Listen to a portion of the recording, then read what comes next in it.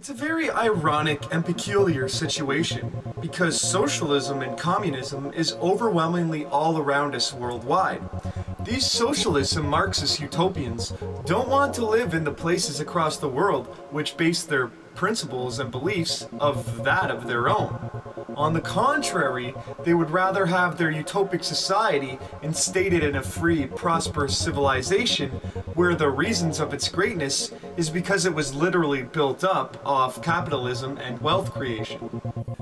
To understand the radical left, you must first examine and study the ideologies and know their ideology better than they understand it. We must focus on where these ideas have emerged from and the tools that they plan to use to implement their ideology upon the masses. In this chapter, we are going to focus on the ideologies of the left, along with defining terms associated with the radical left. Dialectics. A rationale for dialectical materialism based on change through the conflict of opposing forces.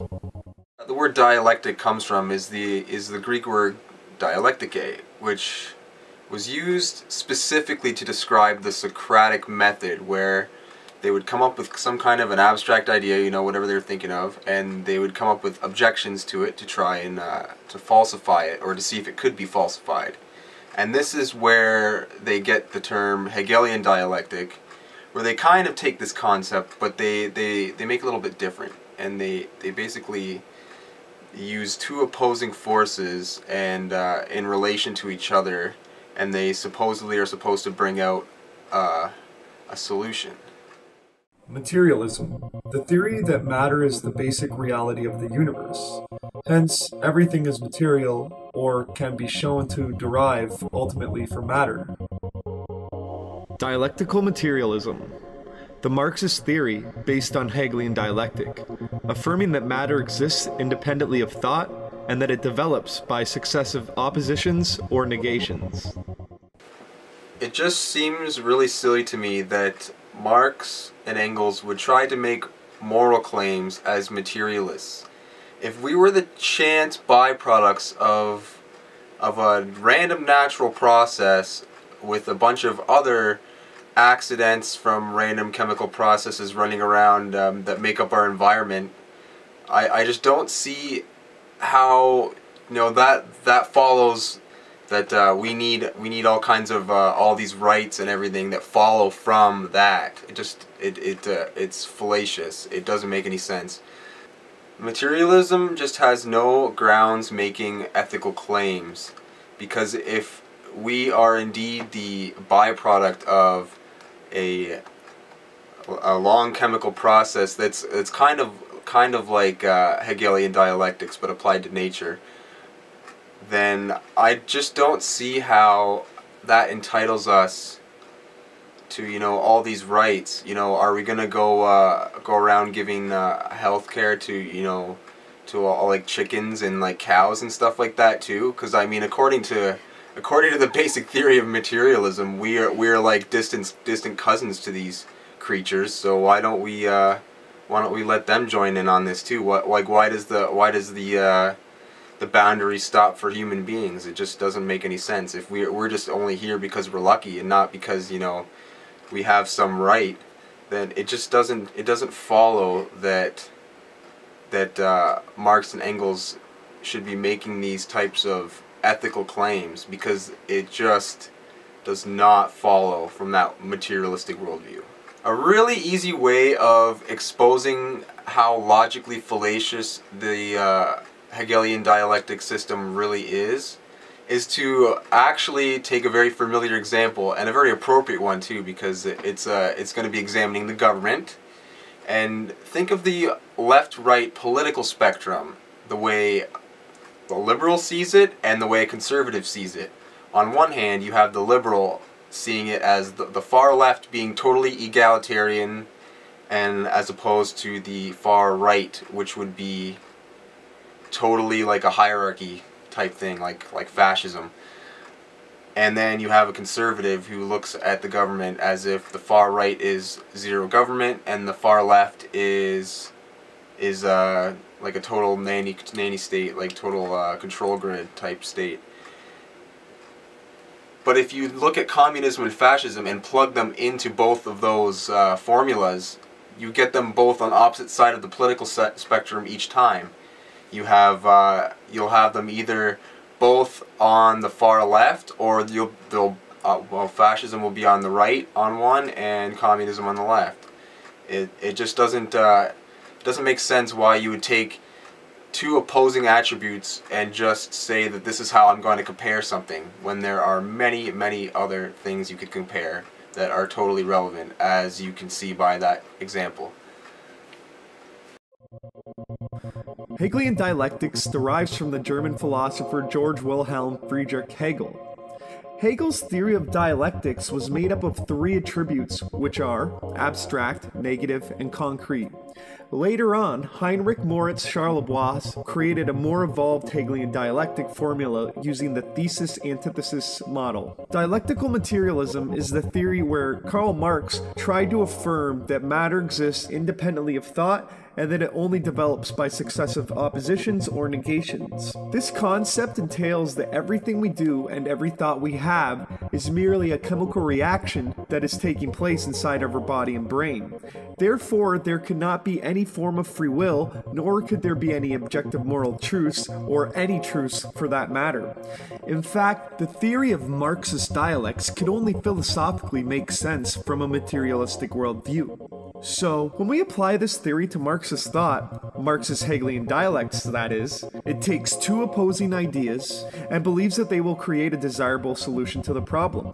But we could philosophically apply this to virtually everything, and it wouldn't make any sense because two opposing ideas does not necessarily equate a solution nor a desirable one at that. What happens if one is completely right and the opposite is completely wrong? Or what happens if they are both wrong? It just wouldn't follow a proper objective solution. For instance, you could apply this to morality. Two wrongs do not make a right. Furthermore, it would be completely presuppositional to interpret the synthesis as a predictable conclusion, because there are just way too many variables and factors to be considered, and the future cannot be surely predetermined by opposing forces. In more modern times, the thesis-antithesis-synthesis formula has been more commonly referred to as problem, reaction, solution. And some examples of that would be a coup d'etat or a false flag attack. This problem-reaction solution is more prevalent among the professional protest and activist movement here in Canada, where the foreign non-governmental organizations are organizing and funding the civil unrest, deindustrialization, and the collapse of our economy, so that a communistic coup d'etat can occur, similar to what has been recently taken place in the Ukraine. Marx and Engels divided history into 5 periods. 1. Primitive communism, or gens, hunter-gatherer societies. 2. Slavery. 3. Feudalism. 4. Capitalism. And finally, 5. Communism. I don't see where you'd find that order of events anywhere other than this type of philosophy. It just doesn't make any sense why they would say we came from primitive communism, then somehow went to slavery, and then feudalism, and then capitalism, and then communism. It just does not make any sense because, I don't know, they just don't necessarily follow from each other. Naturalism, a mode of thought, religious, moral, or philosophical, glorifying nature and excluding supernatural and spiritual elements. When you do what the environmentalists do and hold the rest of nature as equivalent to humanity, it leads to some problems. First of all, if we want to eat something or, keep warm, we need to, take life of an animal or cut down a tree and make a fire. So if we are equal to these trees, what gives us the right to cut them down and burn them or, hunt for food or anything like that? If they are supposedly held to the same standard that we are. And this type of thinking leads to a devaluation of human life and is often why atheistic regimes are the most efficient killing machines ever to exist in human history. And here's an example of why that is.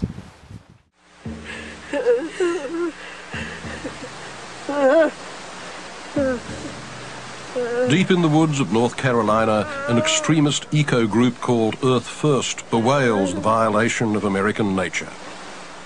I want to mourn the loss of all the old growth trees I've seen, and tell them that we love them and that we don't want them to die, that there are some people here who do care. So I want you to know that, trees, that we care.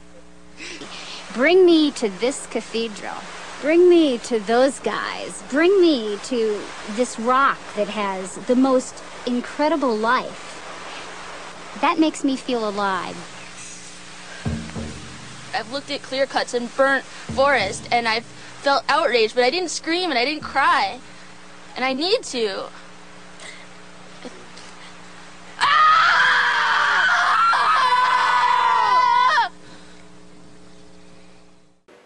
There are a few important terms in Marxist dialect that most people who aren't familiar with Marxism would not understand.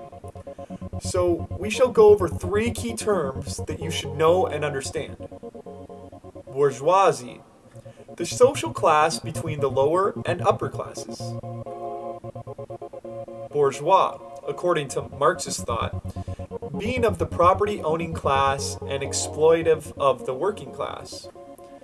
Conforming to the standards and conventions of the middle class. Belonging to the middle class. A capitalist who engages in industrial commercial enterprise. A member of the middle class. Proletariat. A social class comprising of those who do manual labor or work for wages.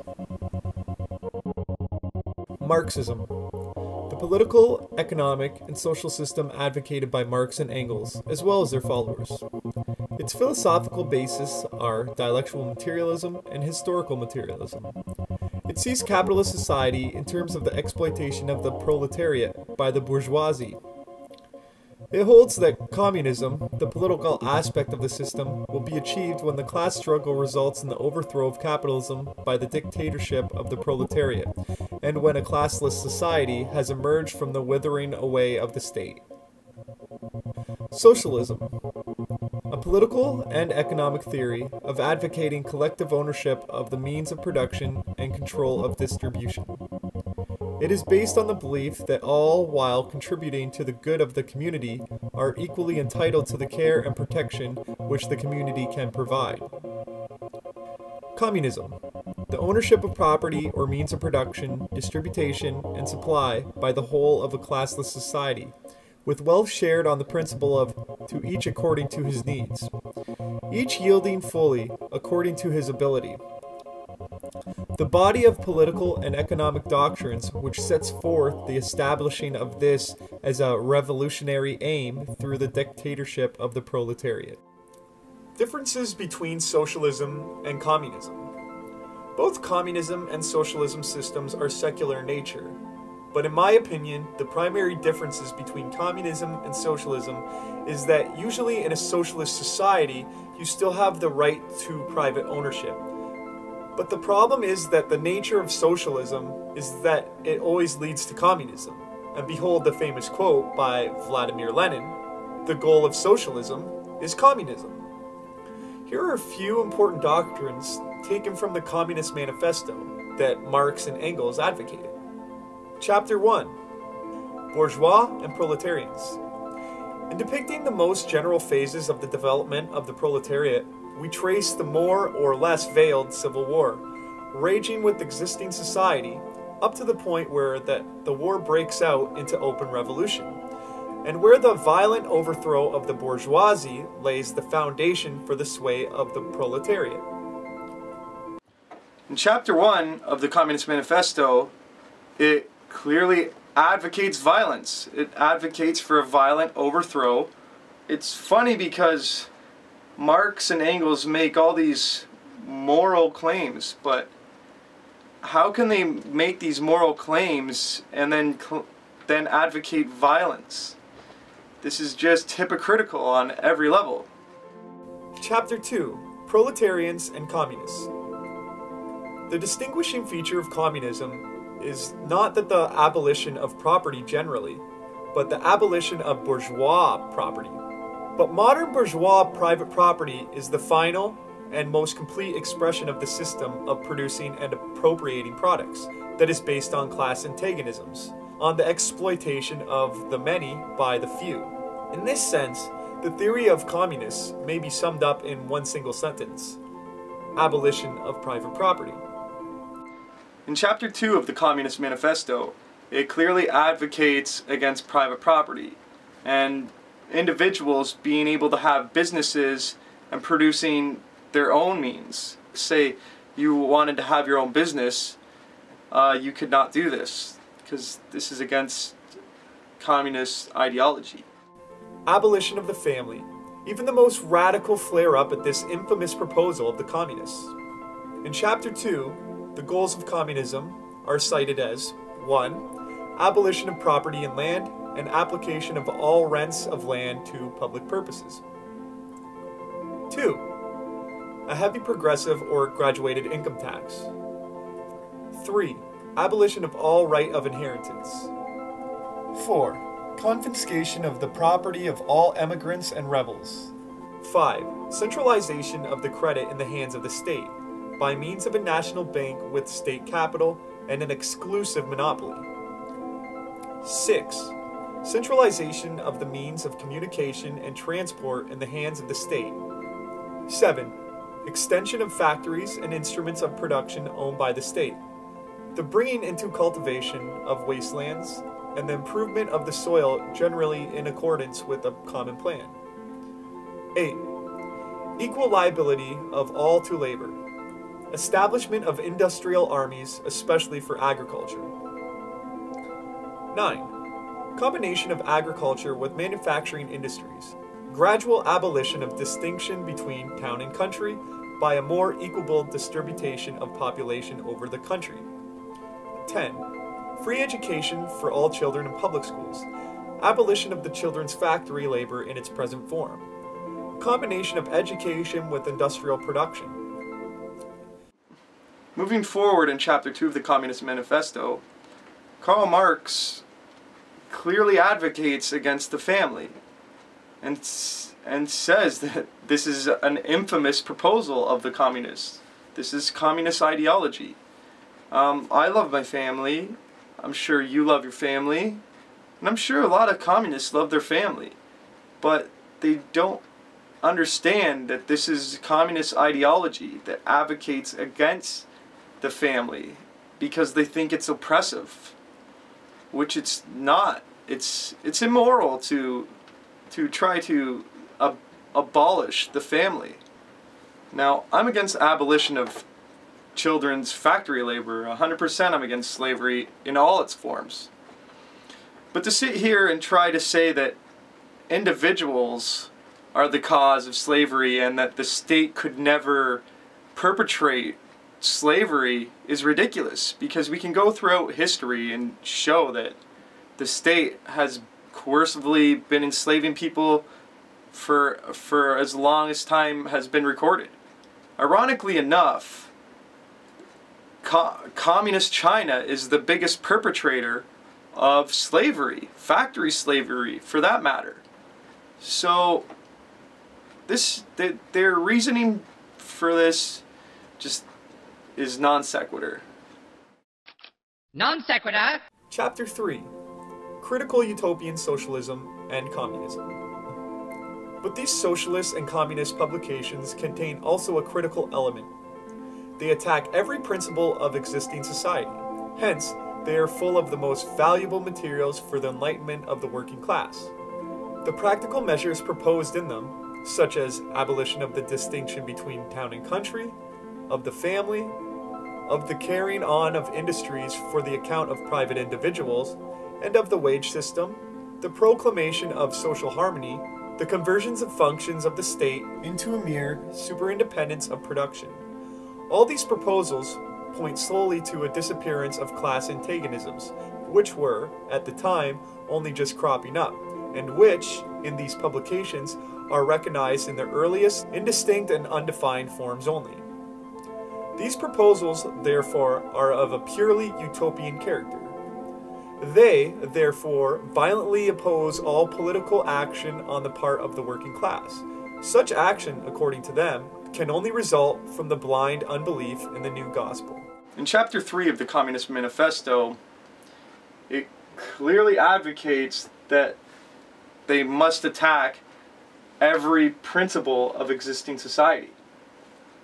So when you see the professional protest movement hijacking every movement and protest there is, you cannot be surprised that they are not trying to organize and dictate these movements, because this is their ideology. It also advocates for the abolition of differentiating between town and country. And don't look any further than the United Nations that are trying to perpetrate this goal right now. Funny enough, Karl Marx indicates that these proposals are all purely of utopian character. And again, it's advocating abolition of the family. It's advocating against private property. Now finally, the last part that I highlighted out of this chapter is where Karl Marx summarizes saying that all communists therefore violently oppose all political action on the part of the working class. Chapter 4. Position of the communists in relation to the various existing opposition parties. In short, the communists everywhere support every revolutionary movement against the existing social and political order of things. The communists disdain to conceal their views and aims. They openly declare that their ends can be attained only by the forcible overthrow of all existing social conditions. Let the ruling class tremble at a communistic revolution. The proletarians have nothing to lose but their chains. They have a world to win. Now finally in Chapter 4 we see yet again that communists everywhere support every revolutionary movement against the existing social and political order of things. So this is again where the professional protest movement comes in. It also says that the communists disdain to conceal their views and aims. So you should not be surprised when communists are so forward about their goals and how they're going to achieve them, no matter how violent they are. They really do think that this is the right thing to do. This is part of their ideology. Again, it's advocating violence. It says the forcible overthrow of all existing social conditions. So this is a violent ideology. Now that we have quickly gone through the more important points in the Communist Manifesto, we can determine that they are completely utopianistic in theory.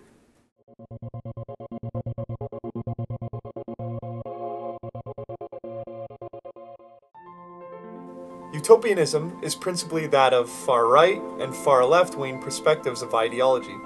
Although utopianism is commonly prevalent with left-wing radicals, there are often individuals, including libertarians and anarchists, that believe their ideology is the perfect system that will ultimately bring in a utopia. But in the real world, no system is perfect, and that even goes for my own personal convictions of my self-proclaimed and embraced ideologies.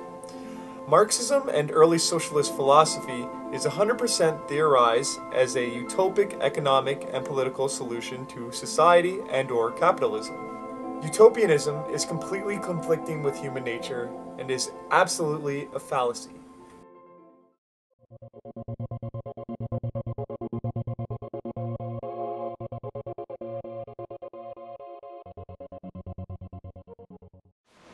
My name is Ryan Elson, and I just wanted to talk to you about the communist infiltration that's occurring in Canada.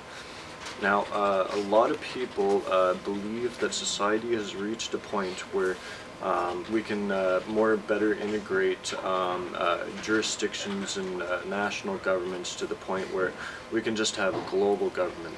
That's been an ages-long quest, even predating the Roman Empire.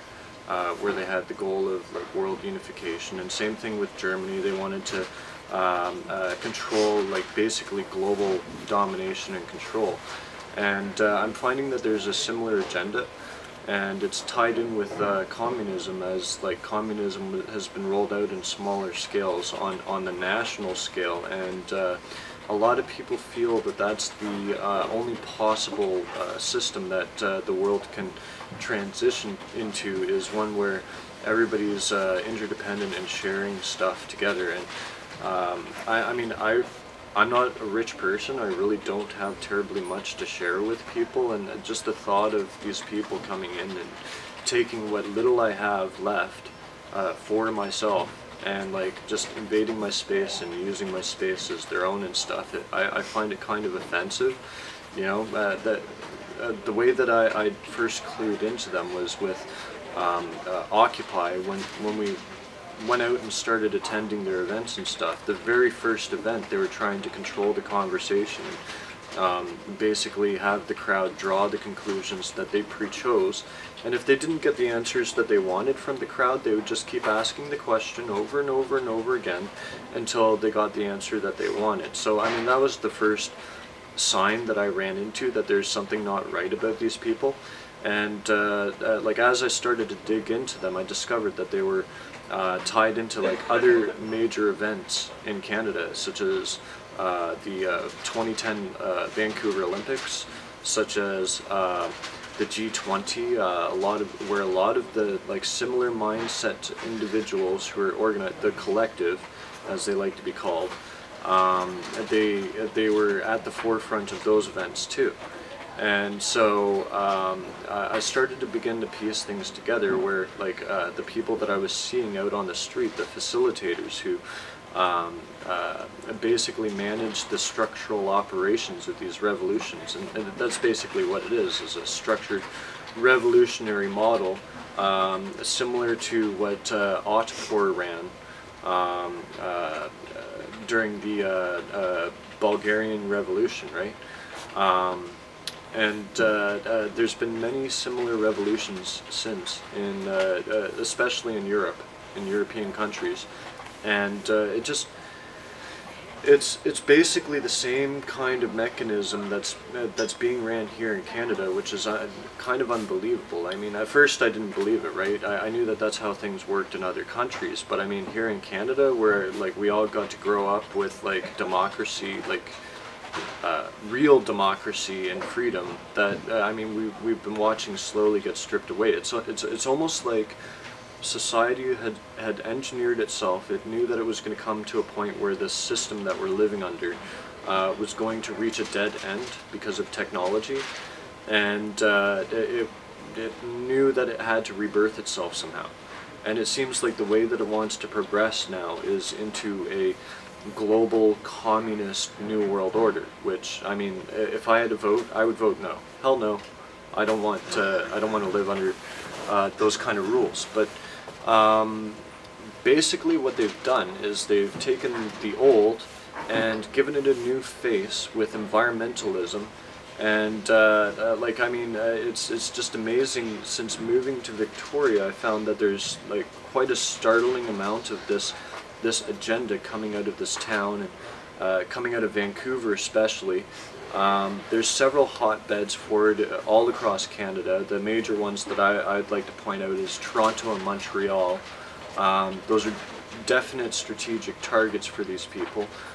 Their primary focus is on tar sands, but it's not for the reasons that they say it is. It's not for saving the environment. The tar sands will continue to produce oil for Canadians. It's just a matter of how's that oil going to get moved around? Where's it going to get shipped to? Is it going to go down to the United States? Is it going to be sold at a discount, or is it going to be shipped within a competitive marketplace where there's either a pipeline going east or a pipeline going west, and there's other bidders at the table for our resources? So I mean, one way or another, it looks like our resources are going to be consumed by other people around like the world.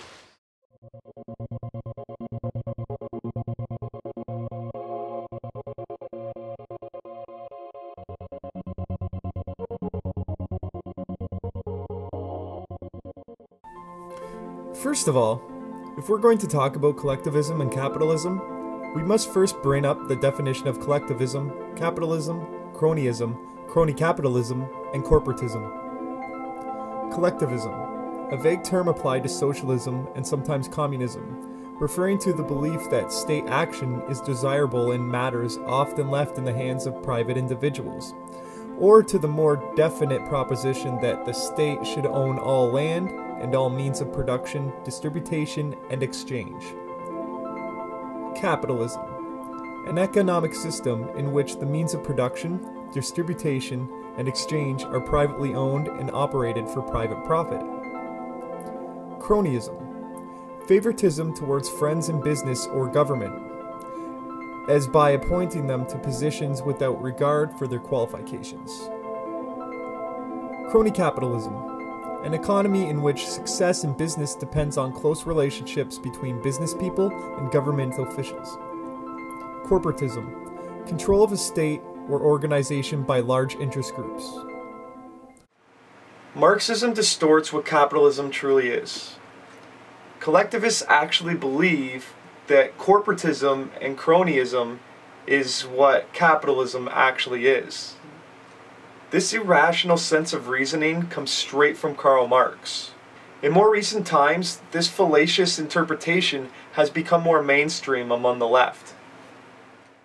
In our present time, most modern liberals that consider themselves as grassroots believe that the left and right political spectrum is redundant, but that is far from the genuine facts of the matter. Understanding the left and right political spectrum is crucial for properly understanding political and philosophic ideologies. Over time, the left and right spectrum has been distorted through much deception, mistranslation, and rhetoric in the mainstream. The origins of the left and right political spectrum derives from the seating arrangement of the French Revolutionary Parliament. The conservatives sat to the presiding officer's right, whereas the socialists sat to the presiding officer's left. Right. In politics, the portion of the political spectrum associated with the conservative political thought, the term derives from the seating arrangement of the French Revolutionary Parliament, in which the conservative representatives sat to the presiding officer's right. In the 19th century, the term applied to conservatives who supported authority, tradition, and property. Right, Encyclopedia Britannica, 2012. Left.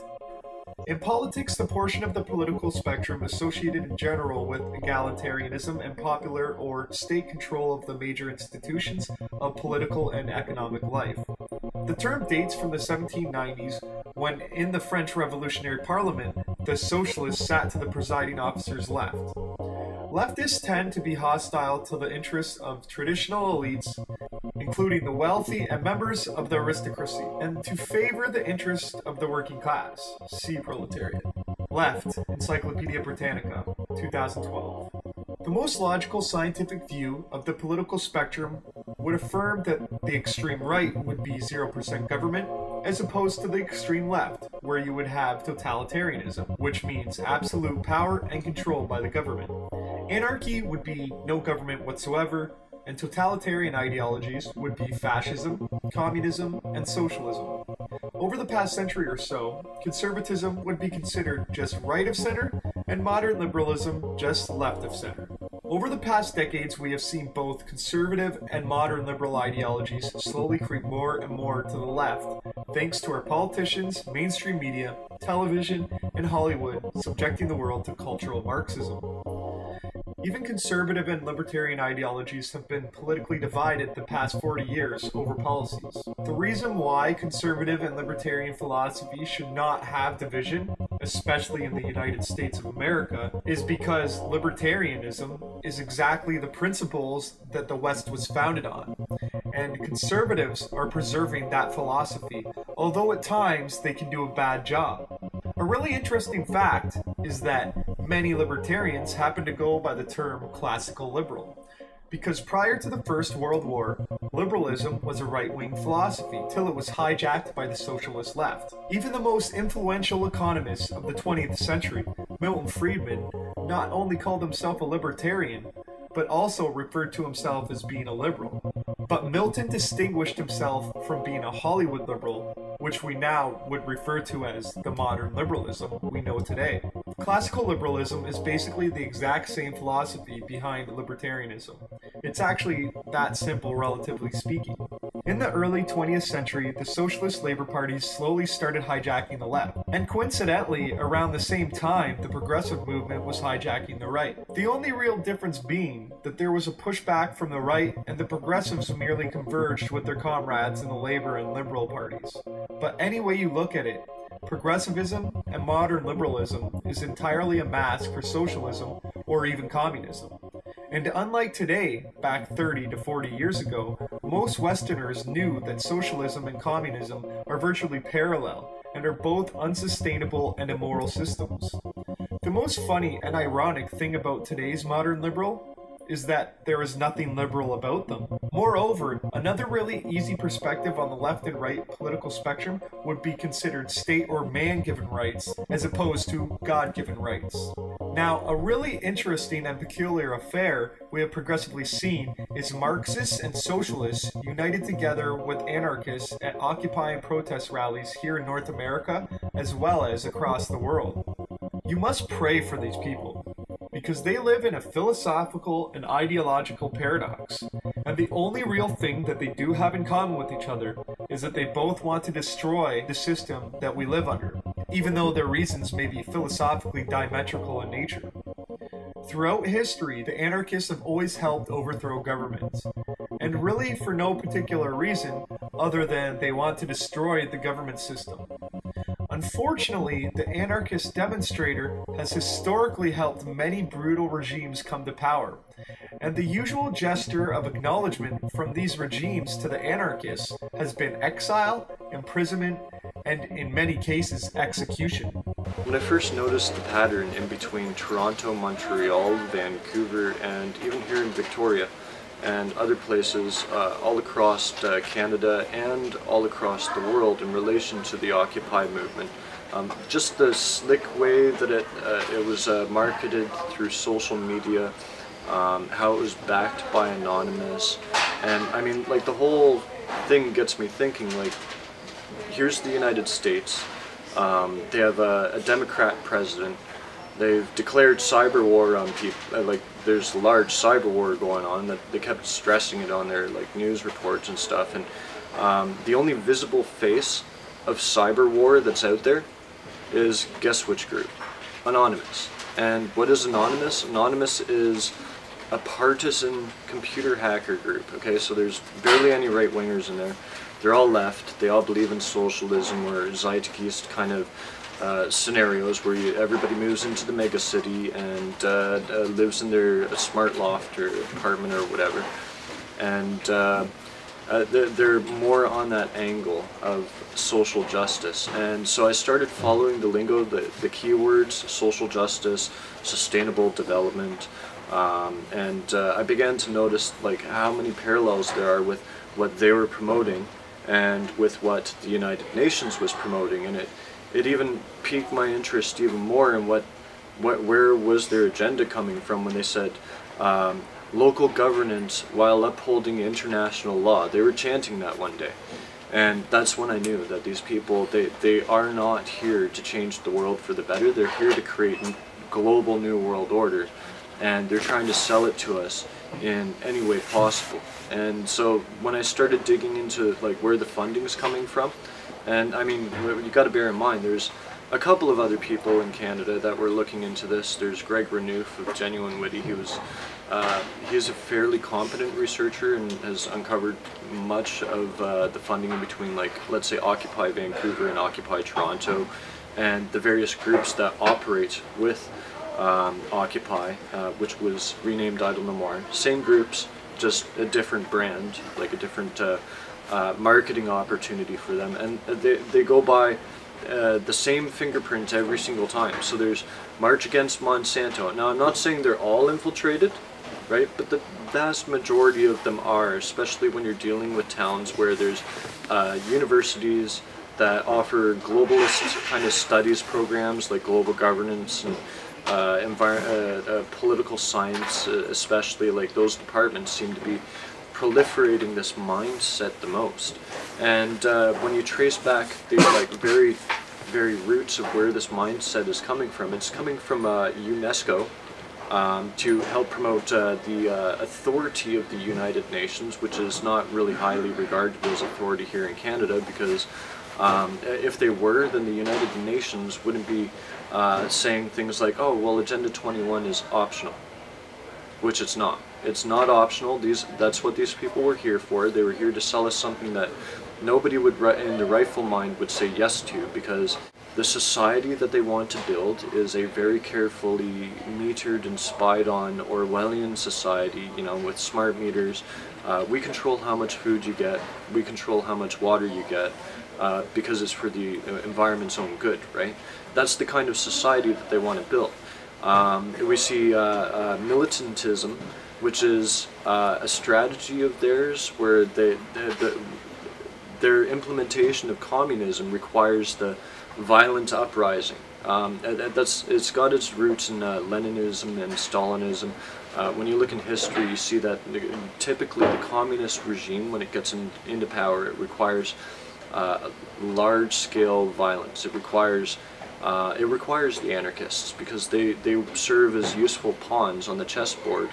And after when the communist regime does get into power, typically the anarchists aren't wanted, because they're against the state. If the state does something that they don't like, then they're against the state. But that's only if they're like actually a real anarchist, right? I would consider myself a real anarchist. I don't believe in government. I believe in self-governance. I believe in sovereignty.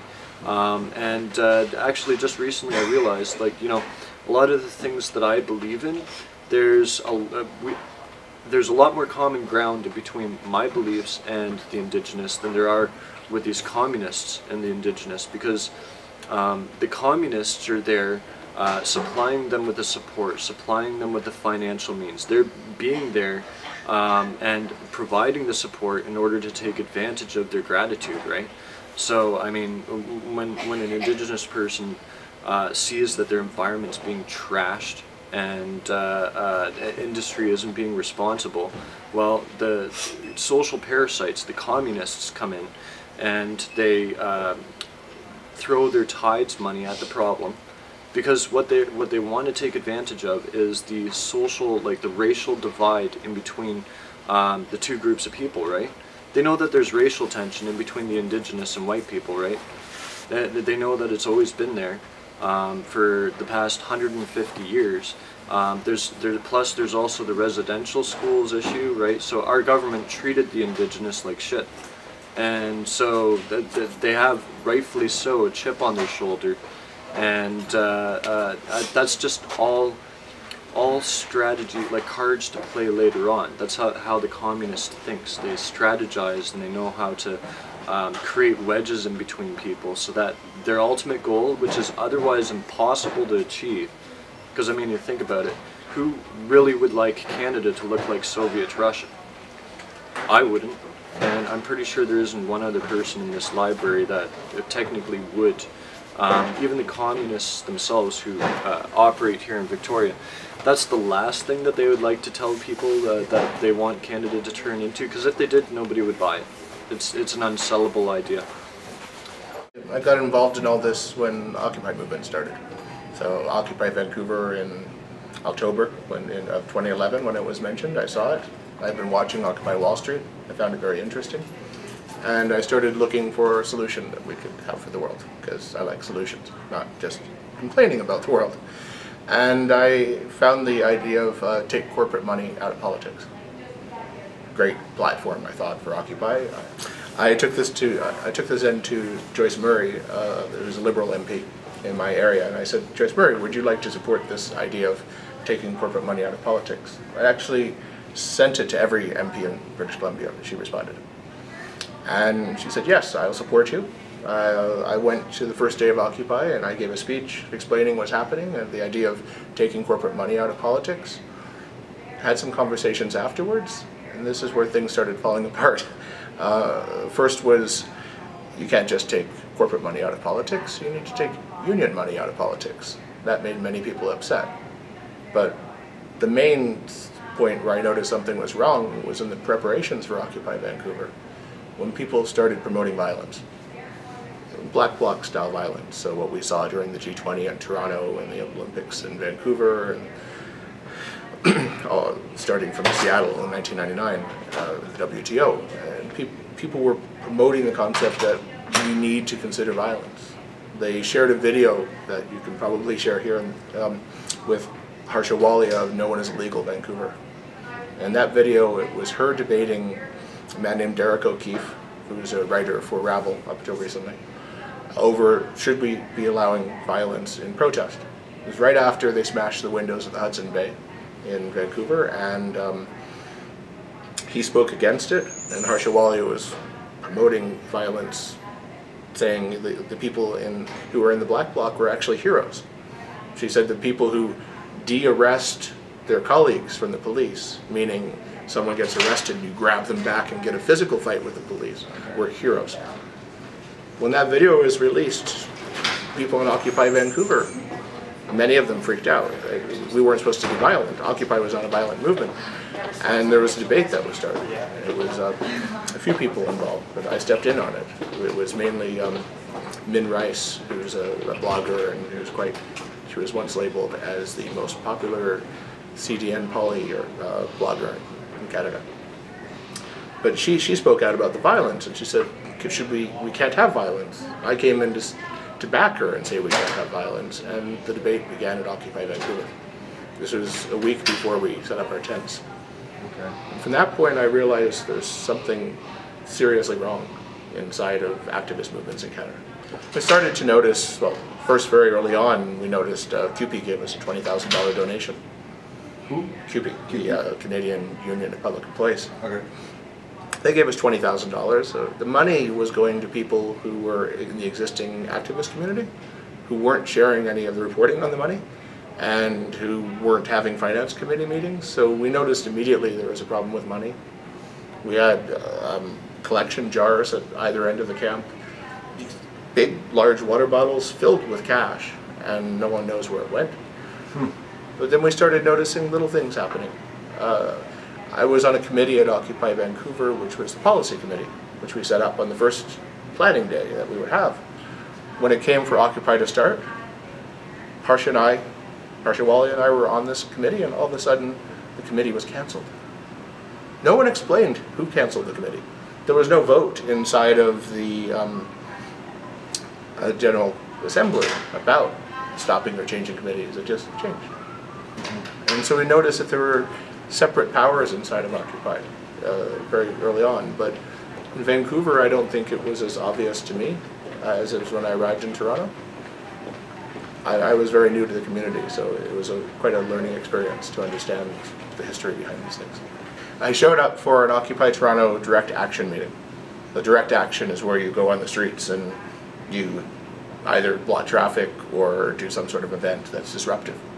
In the meeting was Dave Vasey, who we found out later is the leader of Occupy Toronto.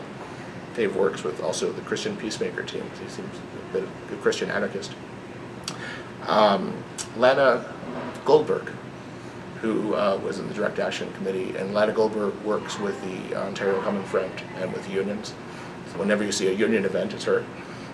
And a few other occupiers. And I sat down there, and one of the people who was the marshals, I forget his name now, but he went up to Dave Vasey about 15 minutes after I was there with his BlackBerry.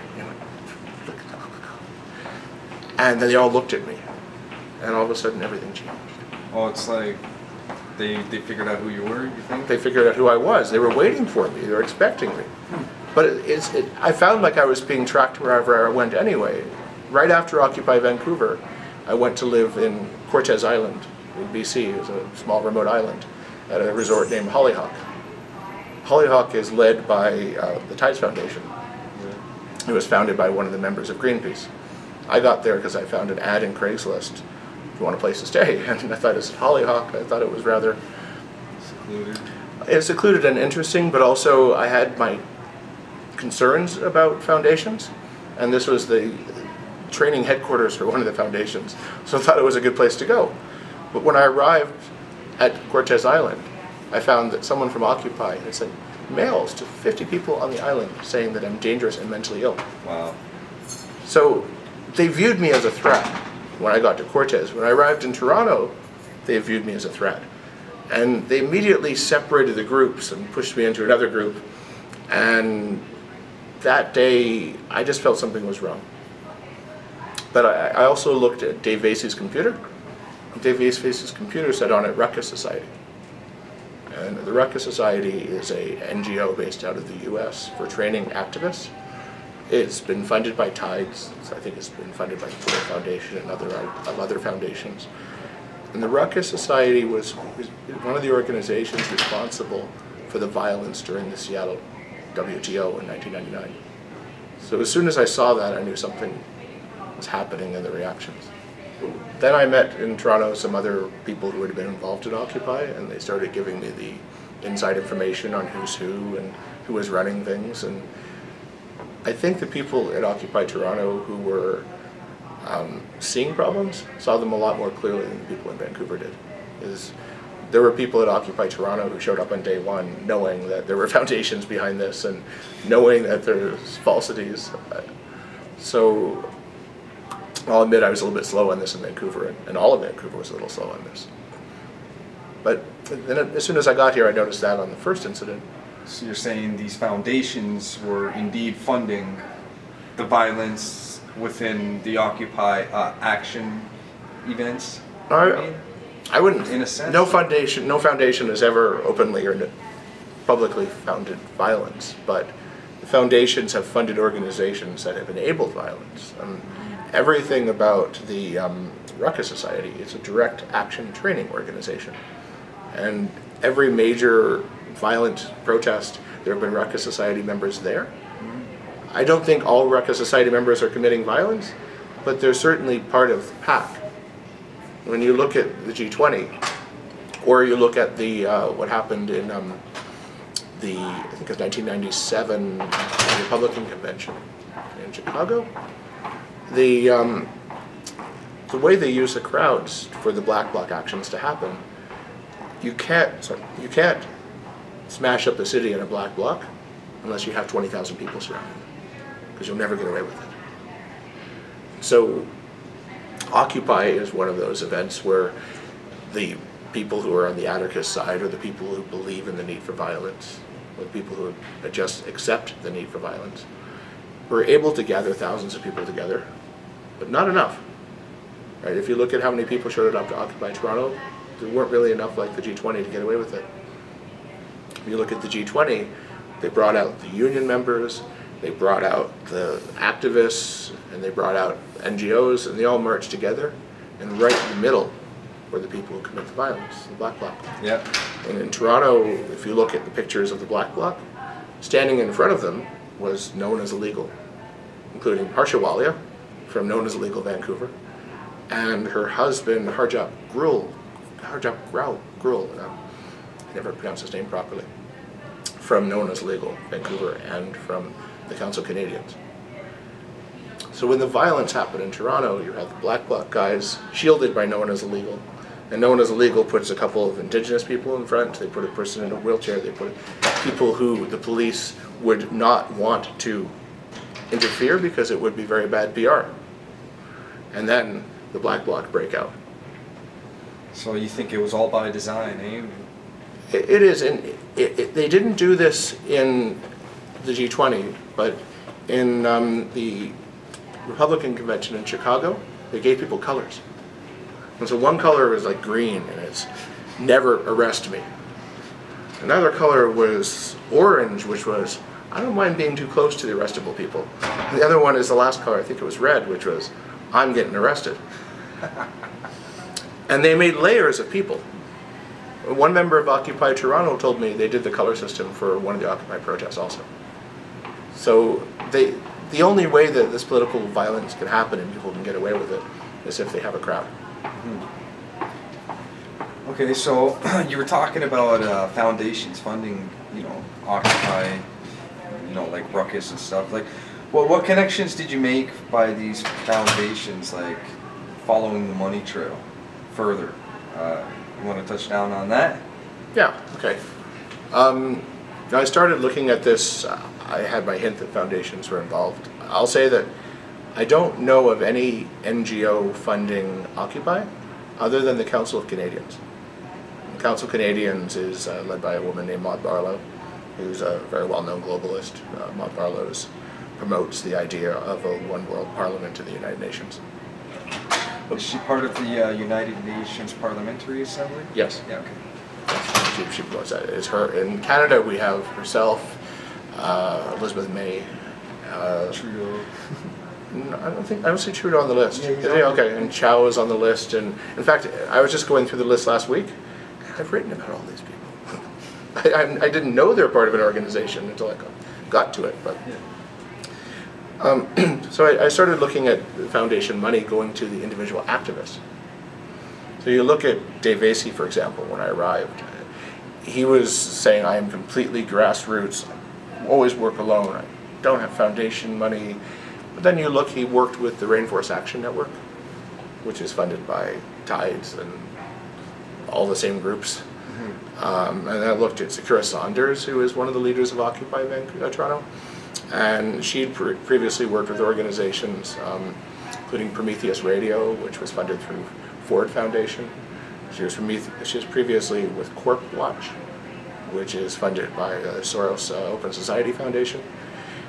And you start looking at all the individual activists and how they're funded by the foundations. At first, they absolutely denied this. Even 2 weeks ago, Ezra Levant at Sun News was interviewing Sakura Saunders, who's following him around. He said, so where'd you get your money, Sakura? And he said, do you get your money from Tides Foundation?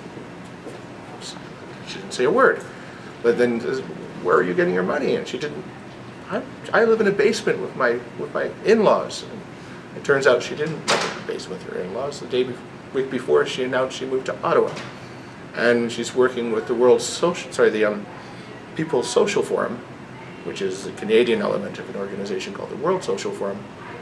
If you look at the website for the People's Social Forum, they pay $50,000 a year. So you start realizing that the professional activists are getting funding or support. But then we found the connection of many of these professional activists across the country all share the same tattoo. Really? It says, love is the movement. Okay. Dave Vasey's Love is the Movement, I think, is here. We have a number of main activists. I'll go through the list. Dave Vasey of Occupy Toronto has a Love is a Movement tattoo. Taylor Fluke of Occupy Toronto had the Love is the Movement tattoo. Chelsea Fluke of Occupy Edmonton, the leader of Occupy Edmonton, had the Love is the Movement tattoo.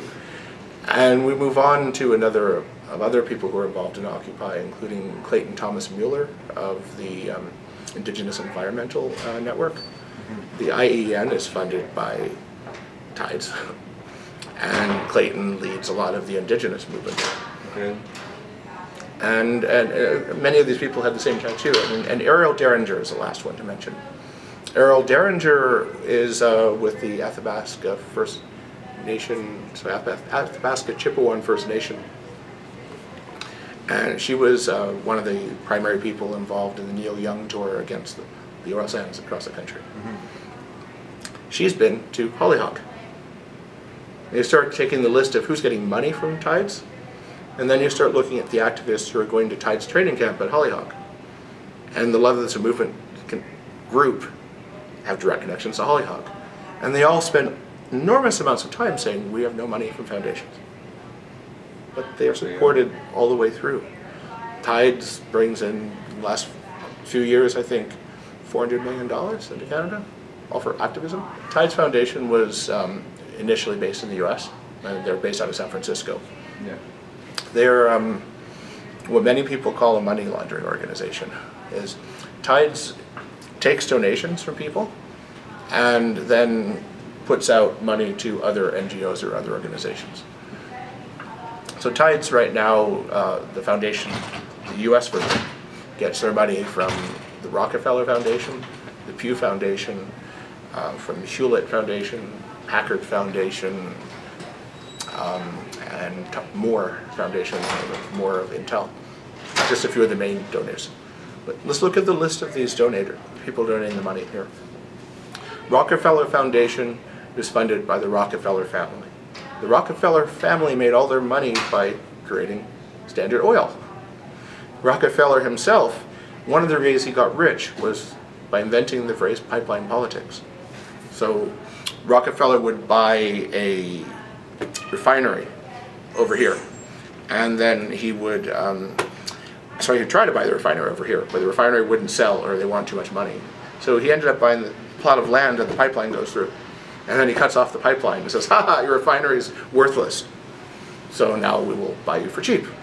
So manipulation of systems for pipelines was Rockefeller's business. He invented it. The Pew Foundation.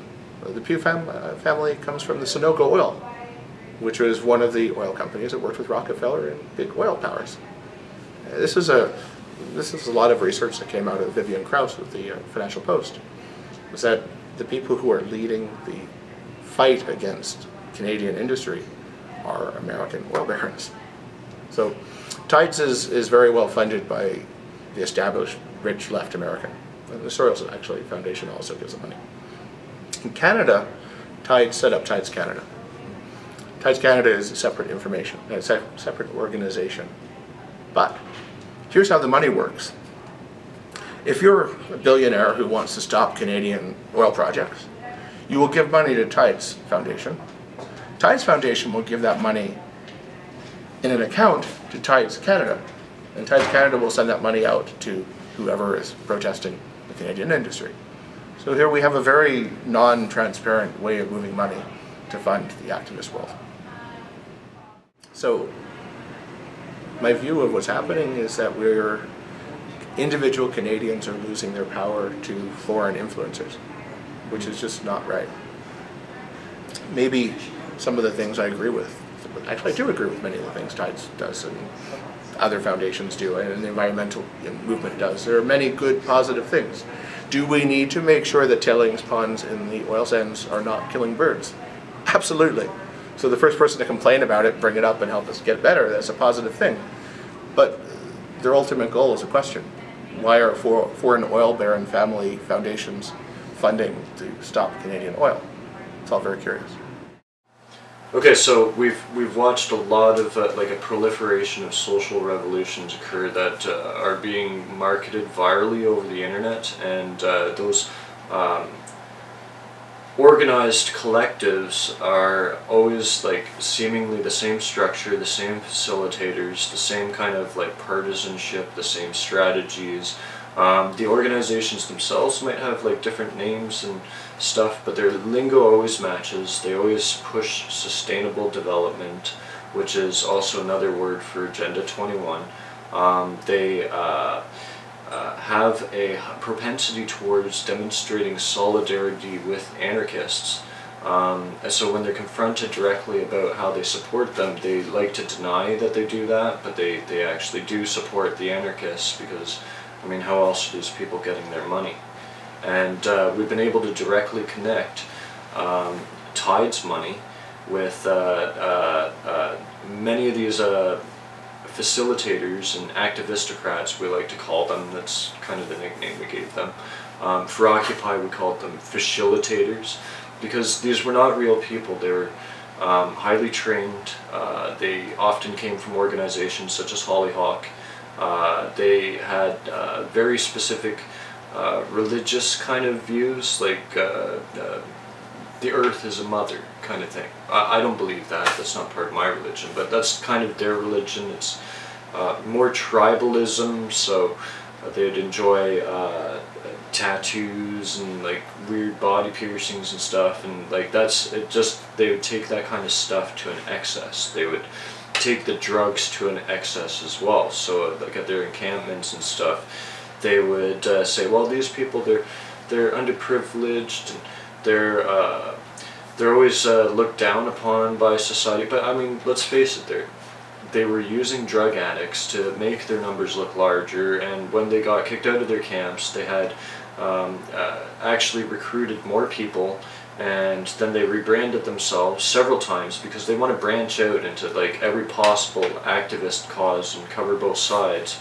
as much as possible. So we see them infiltrating the truth movement, which I mean these are tactics that communists engage in. They want to control the debate. They want to steer people into a one common unitarianistic kind of goal, and it quite literally is a cult. They use the same techniques as the Heaven's Gate. They bang on the drum, they chant, and I mean there's the element of drugs that we saw in Vancouver, where they were like doing drugs. And I mean here in Victoria, they had inside their tent city, we were cleaning up heroin needles, and almost every single day that we went there, there's somebody, you know, hanging around with a 26er of like vodka or whatever, and cops standing around looking at it all, and they wouldn't do anything about it. And that's the most curious thing of all, is that the police,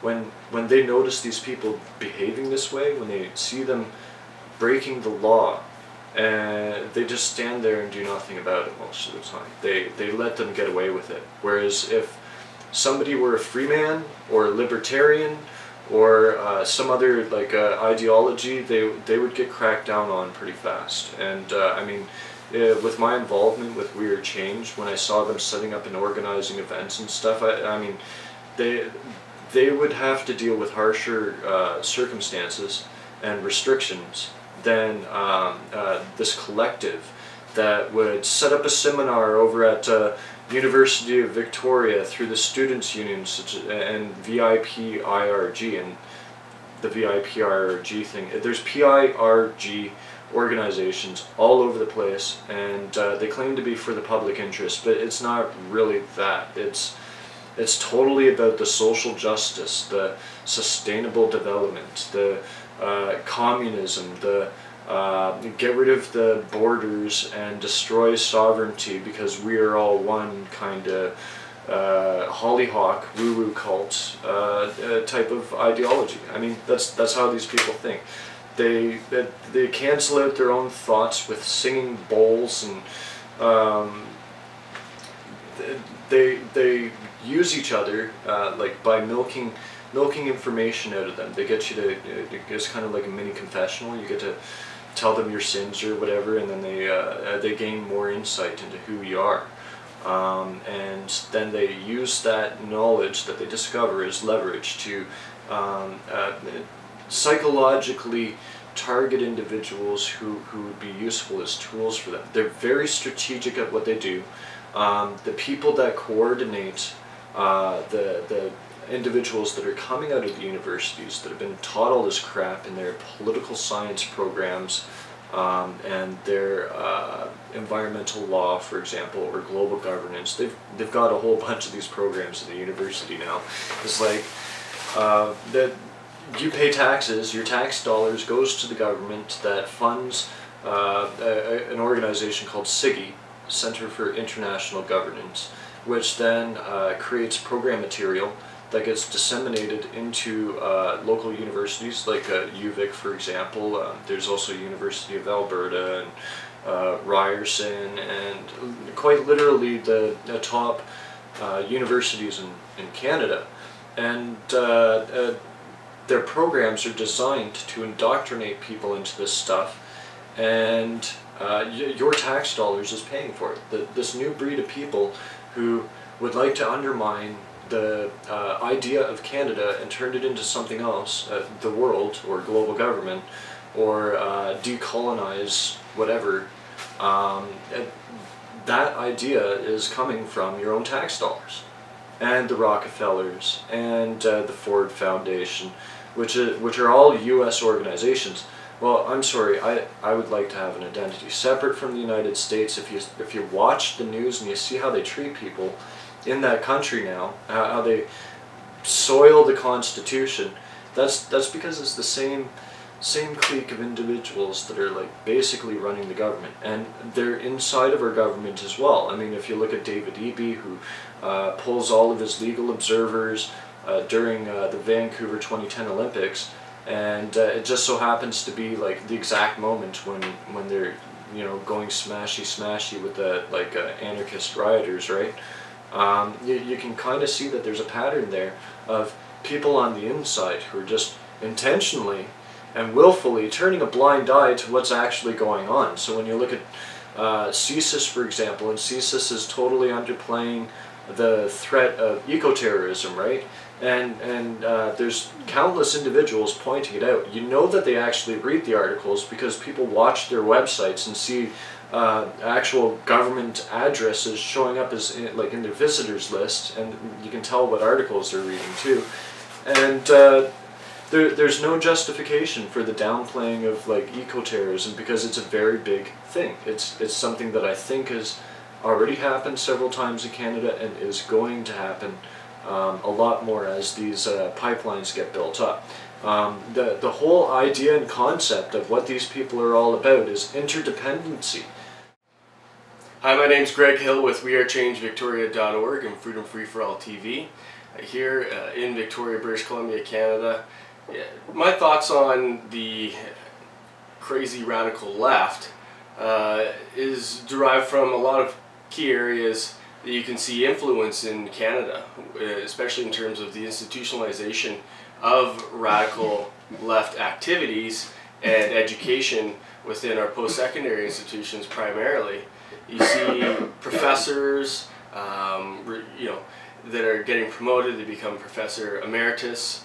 They receive substantial funding from the Canadian government at these top universities, University of British Columbia, University of Victoria, to spread a message of government control over the prices in a marketplace and also into the control of your life, and the put themselves in a position of having entitlement over your personal morals. And that is immoral in and of itself, to think that somebody else has control over what is to be moral or immoral. And through these post-secondary institutions, they're feeding people to continue to believe in the lie that government needs to protect you from yourself. And one of the key institutions that has popped up recently in Canada is the Centre for International Governance and Innovation, called CIGI.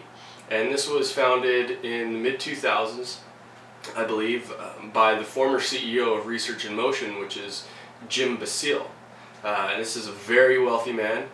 So he helped use his contacts in Ontario and across the country to get government funding at provincial and federal levels from various departments to set up this institution out of Waterloo, Ontario. And they've, in fact, in the 2010-2011 fiscal year, received over $30 million in cumulative funding from various bodies of the Government of Canada to set up. And now they're a $200 million fund that is promoting globalism and writing papers from University of Victoria professors and others to discuss ways to separate Canadian monetary sovereignty from itself and move to a globalized standard under the World Bank for their special drawing rights. And actually a paper that I have here, it's called 5 Years After the Fall. It was written by Professor Barry Caron, who is Associate Director for the Centre of Global Studies at the University of Victoria. They talk about the Green Superfund, and in this Green Superfund, how it would act as an umbrella, the fund of all funds. And the intention is to raise $1 trillion in capital, and how to spend that $1 trillion within 5 years to manipulate the minds of citizens all over the world through their institutionalization of this reporting of these concepts, to then give credence to the United Nations and other major non-governmental organizations to collaboratively spend $1 trillion on so-called green initiatives, which I don't know about you, but I didn't have any say in whether or not I participated in funding these programs, yet I'm a so-called citizen of the country of Canada, but these people want to undermine my individual sovereignty and my ability to support things by automatically giving money in our name to corrupt institutions like the United Nations and the World Bank. And so in this report they talk about giving up monetary sovereignty, and they mention perhaps the most necessary condition for radical change is incrementality. And they talk about a series of small steps and moving to a euro currency, for example, and how that was only a suggestion, several decades ago, and now it's actually come to fruition. They talk about how they could raise the $1 trillion, and they describe new issuance of special drawing rights from the World Bank as its own currency, increasing carbon taxes, using a means to leverage SDRs or special drawing rights, taxes on financial transactions and billionaires and currency transactions, as well as emissions trading on air passengers in the form of a levy. They say specifically that the solution must be an apparent free lunch. Only such vehicle is the innovative use of special drawing rights. They also go into, for this green climate fund, they would issue $1 trillion in bonds backed by $100 billion in US dollars in SDR equity for a leverage ratio of 10 to 1. So they speak specifically about already inflating this special drawing rights currency at a ratio of 10 to 1. Inflation is one of the most harmful taxes and abuses on individuals known to man. Inflation erodes the purchasing power of the individual, and the people that receive that money last, which is more often not the poorest people in society, have the most to lose, because inflation, by the time the money trickles down from the government through to the large corporations, down to small businesses, and then to the employees, and then down to the poor when the government issues welfare checks and things like that, the inflation is absolutely massive. And they go to the grocery store and it's all your food costs are way up. Your dollar doesn't buy as much anymore. And they purposely talk about in this document inflating the currency ratio of 10 to 1. And I find that absolutely despicable, because currency is something that connects everybody. And it's another thing that you never hear from the radical left, them ever talk about inflation or the national debt. They only ever talk about how the federal government should give them more money, or how the federal government isn't giving them enough money to fund their to pay for things that poor people don't have. But you never hear them talk about the $160 million a day that we pay on the interest accruing on our national debt. $160 million a day. Do you know how much that could pay for it? But no, we're paying that on the interest of our national debt. These people don't have a clue how to get into the economics, the economic realities of currency manipulation and price controls. But if they could only open their eyes and see that what the economics look like, and how inflation is ravaging people everywhere, then they would get to the heart of the most insidious monster that we're facing, and that's currency manipulation. So as part of the Center for International Governance and Innovation's fundraising mechanism they proposed for this green super fund to spend $1 trillion, we look at fractional reserve banking, and we know that is the culprit of driving massive inflation, and they use this quantitative easing to increase access to cash. But what they're doing is just driving the value of the dollar down. But in this report, they speak to some of the likely criticisms of quantitative easing, how they want to have this $1 trillion at a leverage ratio of 10 to 1. So they speak of some of the potential criticisms of this, and they include the danger of a world central bank leading to the eventual loss of national sovereignty, the excessiveness of the sums involved, that reserve assets are intended to be reserves and should not be diverted for other purposes, that inflation will result. The scheme creates off-balance sheet liabilities for contributing governments in a non-transparent fashion. That success would unleash a flood of unlimited requests to use special drawing rights, quantitative easing for development and other general purposes. So they know that these are massive risks, but still this is the proposal, this is the plan. And it absolutely just makes me sick, and people watching this should go and take a look at who these people are, and the fact that they are so brazen to actually put this into their key reporting and literature that they're sharing with the public, and that they're teaching in these institutions, post-secondary institutions.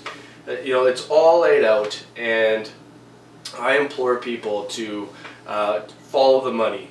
Journalism 101, follow the money. So we've established where the money goes, how it's obfuscated, how people hide their identities, how all of this seemingly dovetails into Anonymous, for example, and that's another thing that I'd like to get into is when Occupy Wall Street was announced, guess who was there promoting it? Anonymous. They were there promoting it. Same thing with Bitcoin, they're promoting it. It seems to me like Bitcoin is a digital cryptocurrency geared towards the exact task of global currency. And now we've seen, like, you know, the cryptocurrencies proliferate out into like a multitude of different cryptocurrencies such as Dogecoin and Kanye coin. I believe that what these all are just like replicas. So if one fails, or they can make one fail, and then they could steal a whole bunch of money by making one fail, and then people rush to the next currency that's available, like Dogecoin, for example, which is being backed by Apple, and specifically they removed Bitcoin to monetize the whole Dogecoin market that's going to be arising. And recently it started to look like the Bitcoin currency is not as distributed and invulnerable as they were claiming, because I mean, with the recent attacks where people can no longer withdraw money from Mt. Gox and a variety of other Bitcoin vendors, we're seeing that maybe there isn't money there for people to, like, you know, collect value from their Bitcoins. Because I mean, in the end, all these coins are is just ones and zeros. They're made up, make-believe. They're not even actually really mined. I mean,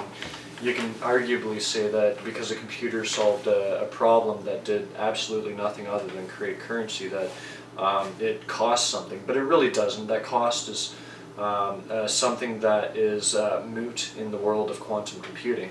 And these people, they'll argue that, you know, in the future they'll adapt the currency to fit those needs. But the reality of it is we're being offered all these alternatives, and our market's being intentionally sabotaged because they want our dollar to collapse along with the American dollar to foment the kind of chaos that they need so that they can bring in the new.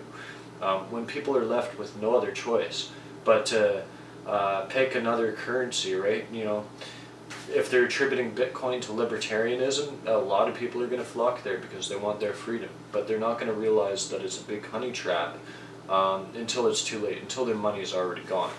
And so a lot of Anonymous's funding came from Bitcoin. They were early adopters. They had the computer equipment to do a lot of mining.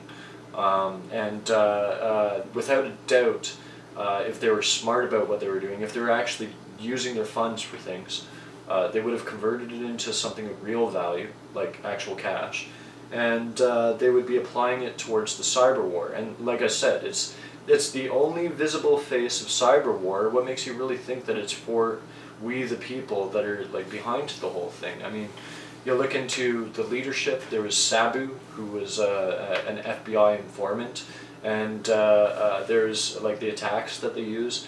They'll attack a target, and they'll use teenagers, kids on their computers and stuff through IRC channels and whatnot to act as a subterfuge, like a distraction, so that the authorities can, when they do their token address, arrest, they can go and arrest some of these children, and now it's not the military-industrial complex that's running Anonymous. It's a kid in his basement using a computer, which is not true at all.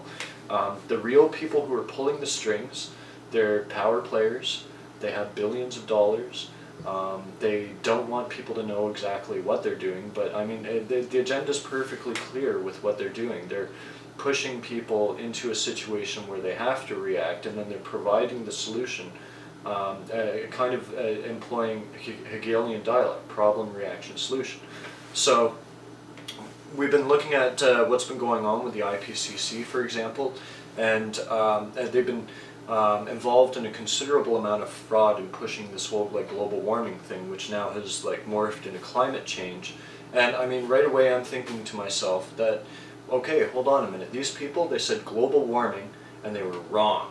And so we should not trust them because they were already wrong once. They didn't think for themselves, and they still treat the people who told them that they were wrong like crap.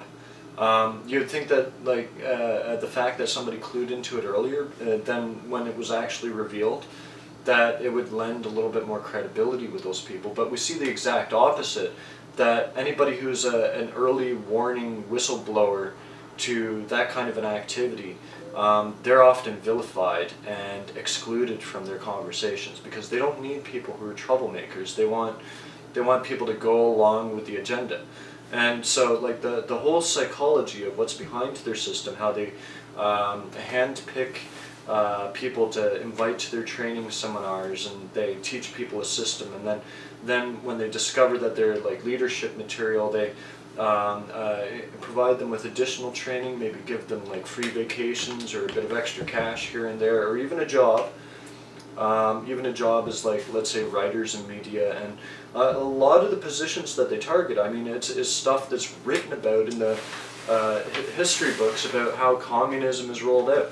They target your education institutions, and they want to get at people while they're young. They want to get them indoctrinated into a certain program so that when they get old enough and they seize the reins, that it's their ideology that's proliferating out of these people. And that's exactly what we're seeing. We're seeing that kind of a situation within our education system.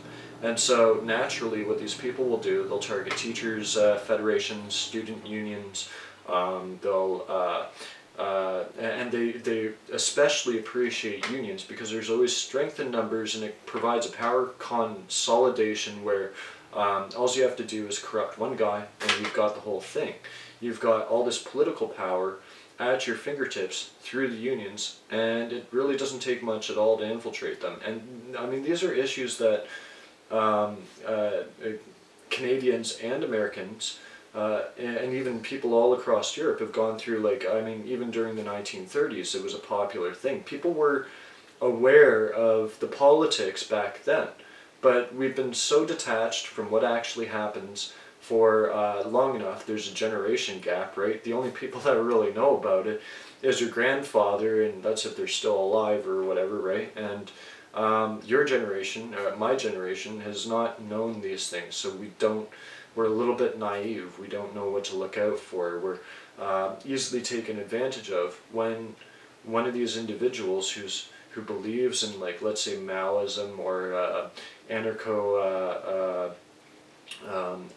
syndicalism, which is what I would think is the equivalent of communism, because a traditional anarchist will typically not want any government at all. They want to be self-managing. They want to regulate their own life and not be interfered with, unless if there's a good reason to interfere with what those people are doing, right? And that's what a real anarchist is. But these people, these communists, they've had to assume that role as well, because they want to take advantage of people who are disgruntled by the system that they're throwing a wrench in and sabotaging.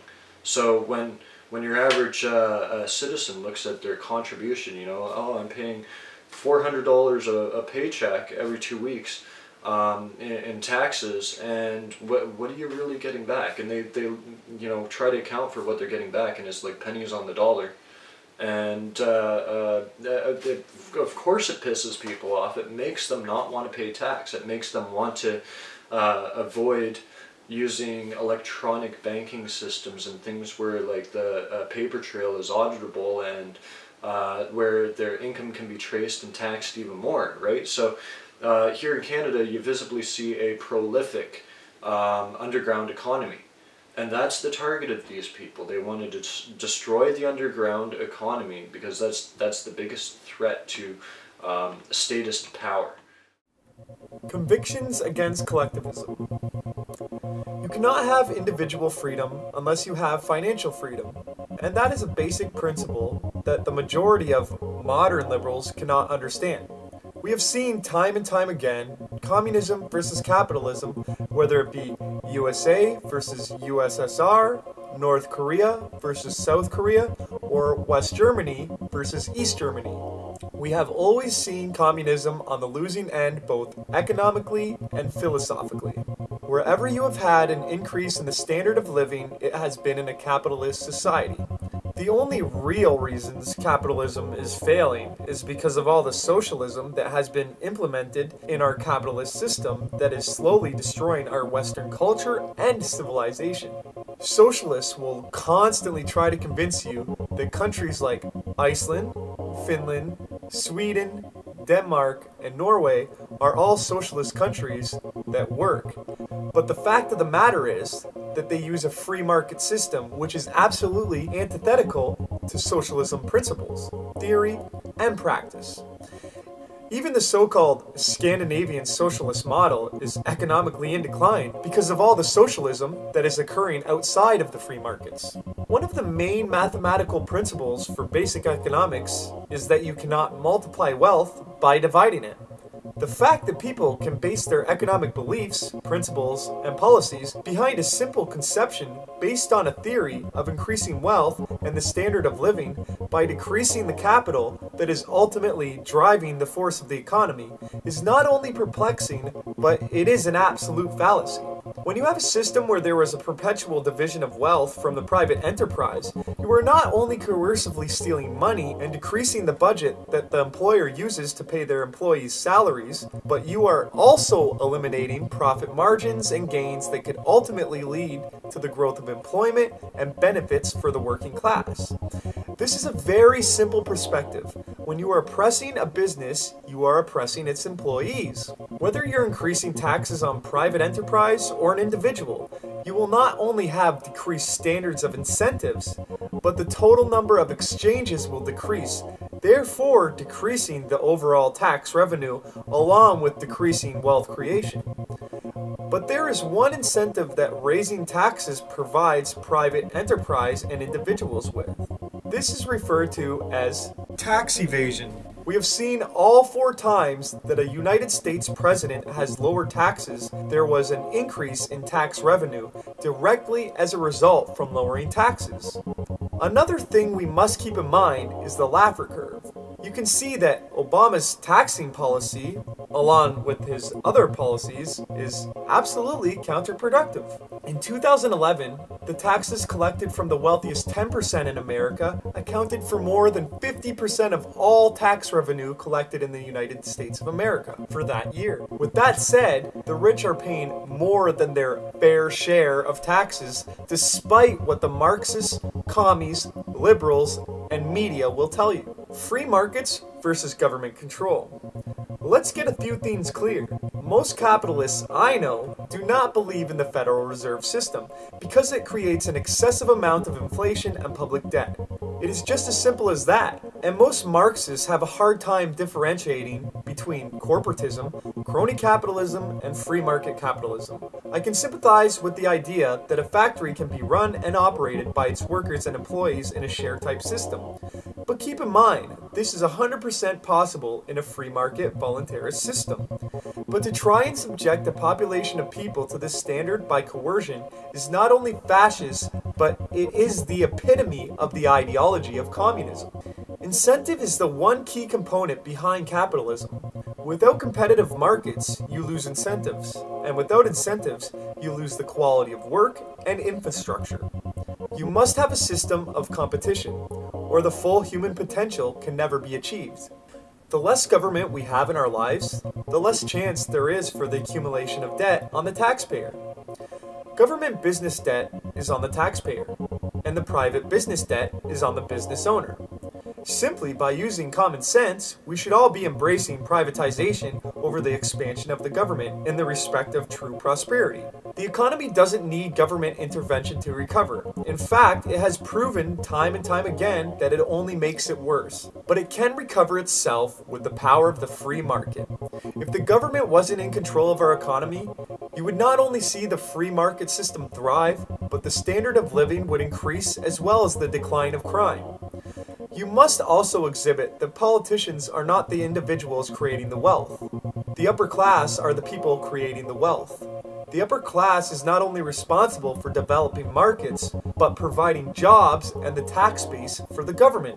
Regulations and taxes are always perpetuating and will always lead to the expansion of the government. And the expansion of the government leads to reckless spending of our money. Ultimately, this reckless spending leads to debt. Debt leads to poverty, and poverty leads to crime and famine. On a side note, government lobbying is also a consequence of an expanding government. It's very discombobulating to most people that have studied the dangerous ideologies of the past that have not only proven to fail, but have committed genocide on more innocent people than any other religion, organization, or government system in the known history of humankind. As the saying goes, history has a strange way of repeating itself. The only positive thing that I can say about the criminalization of marijuana is that it has provided proof of how prosperous and great the free market really is. Over the past 15 years that I have observed the marijuana market, the price has not increased at all, and the product has only been progressing in quality. I really like to make this point clear because people can really relate to this, especially the people who have been consuming cigarettes as well as marijuana over this time period. Now, probably one of the most simple and important lessons from Milton Friedman's book, Free to Choose, is the 4 ways you can spend money. Well, you know, you can spend your own money on yourself. And when you spend your own money on yourself, you're very careful of what you spend it on, and you make sure that you get the most for your dollar. You can spend your own money on somebody else. You give gifts to other people. You take people out to dinner. And when you spend your own money on somebody else, you're very careful that you don't spend too much. You try to keep down the amount you spend. But you don't worry very much about what the other fellow's getting from it. You don't pay anything like as much attention to the gifts you buy for other people as to the things you buy for yourself. Or you can spend somebody else's money, as when you're spending the government's money. I say the government's money, the taxpayers' money, which the government has control over. Now you're spending somebody else's money. Let's say you're spending your boss's money. You're out to lunch on an expense account, but you're spending it on yourself. You're very careful that you get good things for your money. You try to have a good lunch and pick the right things, but you're not very much worried about whether you get the cheapest. Spend all you want. Spend all you want. You'll be careless. Now, what happens when you spend somebody else's money on somebody else? You're a distributor of welfare funds. Well, you're interested in making your own life as good as you can, and most people have humane instincts and want to do the best they can, but you're not going to be anything like as careful in spending somebody else's money on somebody else. So there are 4 ways in which you can spend money. And we have in our book, Free to Choose, a little box which shows this. On one side of that box is your money, somebody else's money. On the other side of that top part of that box are 2 columns, on yourself or on somebody else. And that corner box where you spend money on yourself is when you really get your money's worth. And the rest, the worst of all, is the right-hand box, when you spend somebody else's money on somebody else. And that explains the schools today. That explains the schools today. You're right. All so-called public schools, government schools.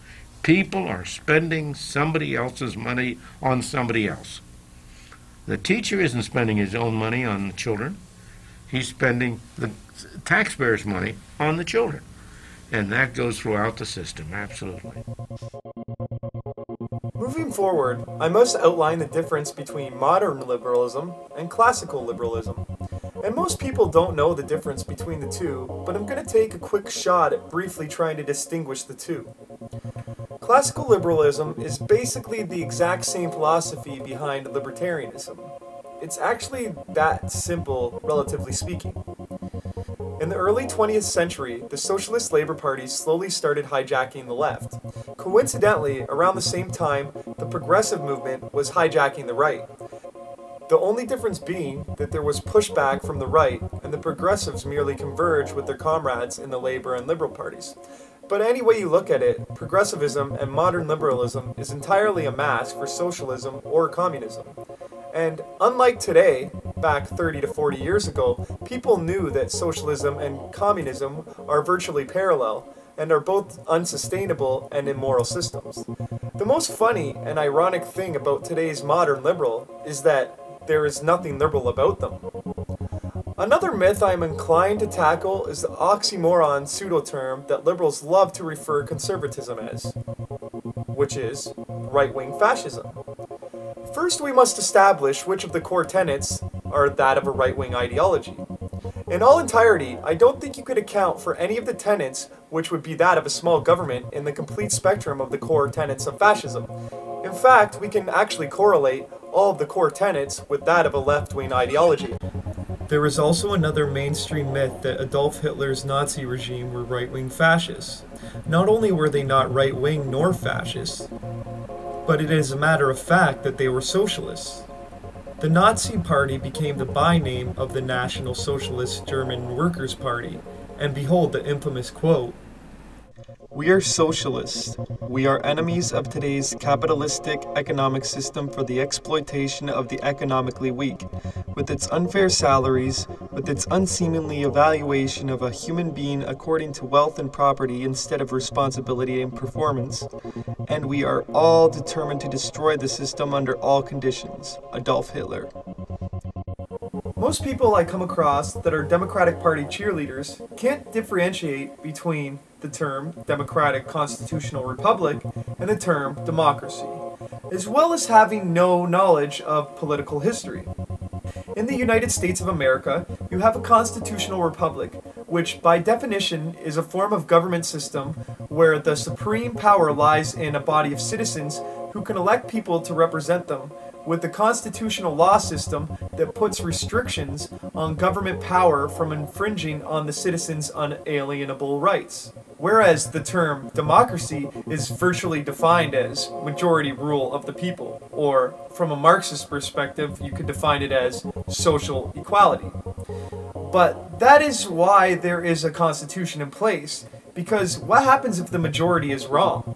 Well, I can tell you what happens. The collectivists will collapse your economy, starve your people, destroy your country, and kill anyone who criticizes them or stands in their way.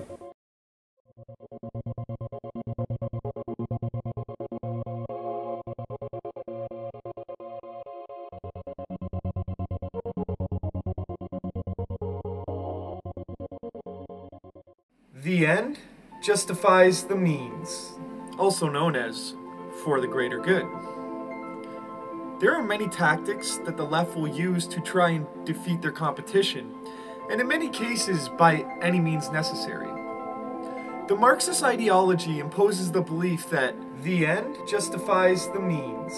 And this goes hand in hand with Marxism, and just take a look at the policies of Mao Zedong, Vladimir Lenin, Pol Pot, Joseph Stalin, and Che Guevara.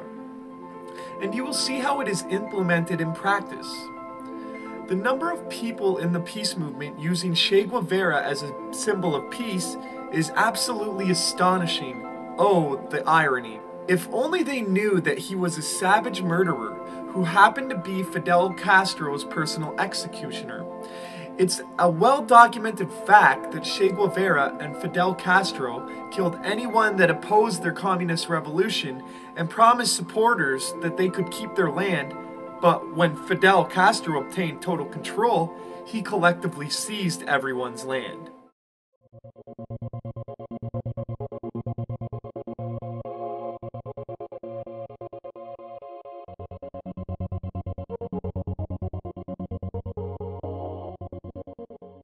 Non sequitur is a reply that has no relevance to what preceded it, or a conclusion that does not follow from the premise.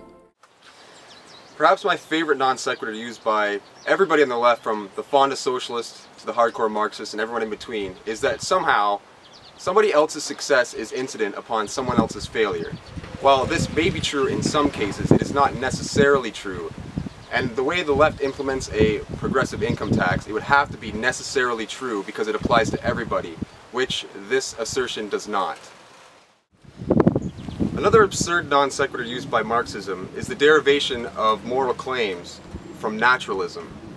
Now, naturalism is implicit in Marxist theory, and naturalism holds that we are equal to the rest of nature because we are merely a product of it. Now, if we're equal to the ground that we walk on, it then becomes inexplicable why we get to walk on the ground and the ground doesn't get to walk on us, so to speak. And seeing as how this is clearly not the case if you look at the lifestyles of humans nowadays, it just doesn't fit together. Why we get to live the way we do and say, you know, dogs and cats and raccoons and stuff don't get to get free health care and all the rest of it, because we are just merely a product of nature, and somehow we get to derive moral claims from that. Non sequitur. Ad hominem is an argument directed to the personality, prejudices, previous words, and actions of an opponent, rather than an appeal to pure reason. It appeals to personal considerations, rather than to fact or reason. Character assassination is the most prominent form of ad hominem used by the radical left. When you are engaged in a discussion, conversation, or debate, and your adversary starts insulting your character, rather than debating principles and reason, you know you are winning the conversation, and you must not let your emotions get to you. Calmly resist the temptation of retaliation, and persist with your convictions and stay focused on the topic. Just keep in mind, the more they are insulting your character, the more you have the upper hand. The best strategy to quickly deal with character assassination is to always remain meek and politely ask them what about the attack on your character pertains to the present facts of the argument. Innuendo is an oblique referring or insinuating. An instance of such hinting always critical and usually malicious. An indirect and usually malicious implication. Innuendo is used by the left prominently by exploiting minority groups. You will see the radical left constantly calling Christians homophobes, Republicans racist, and conservatives misogynistic. Here are some examples of innuendo. The Republican voted against affirmative action because he is racist. Ironically enough, the radical left believe that job entitlements based on the color of your skin isn't racist at all, and that people who disagree with that are racist. Christians and conservatives are against abortions because they are misogynistic. Believe it or not, this is the guise behind the attacks on the people that advocate against savagely killing babies in the womb. Abortion has become such a mainstream method of birth control that people really don't see it for what it really is. Christians and conservatives are intolerant and hateful for not supporting gay pride parades. Now, at these events, homosexual men and women parade around the public streets naked, acting like perverts. And ironically enough, if a heterosexual person were to act like this in public, they would be immediately thrown in jail. And this is all funded by the public tax dollars. A group of conservative parents tried to stop the school boards from teaching grade 3 students about homosexuality, gender identity, and masturbation because they are homophobic and hateful people. Now, this really bothers me because I am absolutely against the sexualization of children. It's not only wrong, but it is satanic. The KKK is in support of small government, therefore all libertarians are racist. Now, believe it or not, I have seen this brought up in the media many times, but by using the same train of thought, we could say pedophiles use computers. So anyone that uses a computer is a pedophile. Yeah, it's completely foolish on every level. Emotional extortion, or emotional blackmail, is a technique used to sway opinion by emotion rather than by reason. You see this presently being used in areas such as gun control, terrorism, global warming, sustainability, and social justice. Irrelevance or diversion is a technique used in conversation that diverts direction of a conversation by not acknowledging the premise of the question. Do not be persuaded off topics in discussions or debates. You'll see such terms used in many different forms. The big "what if" is a great example.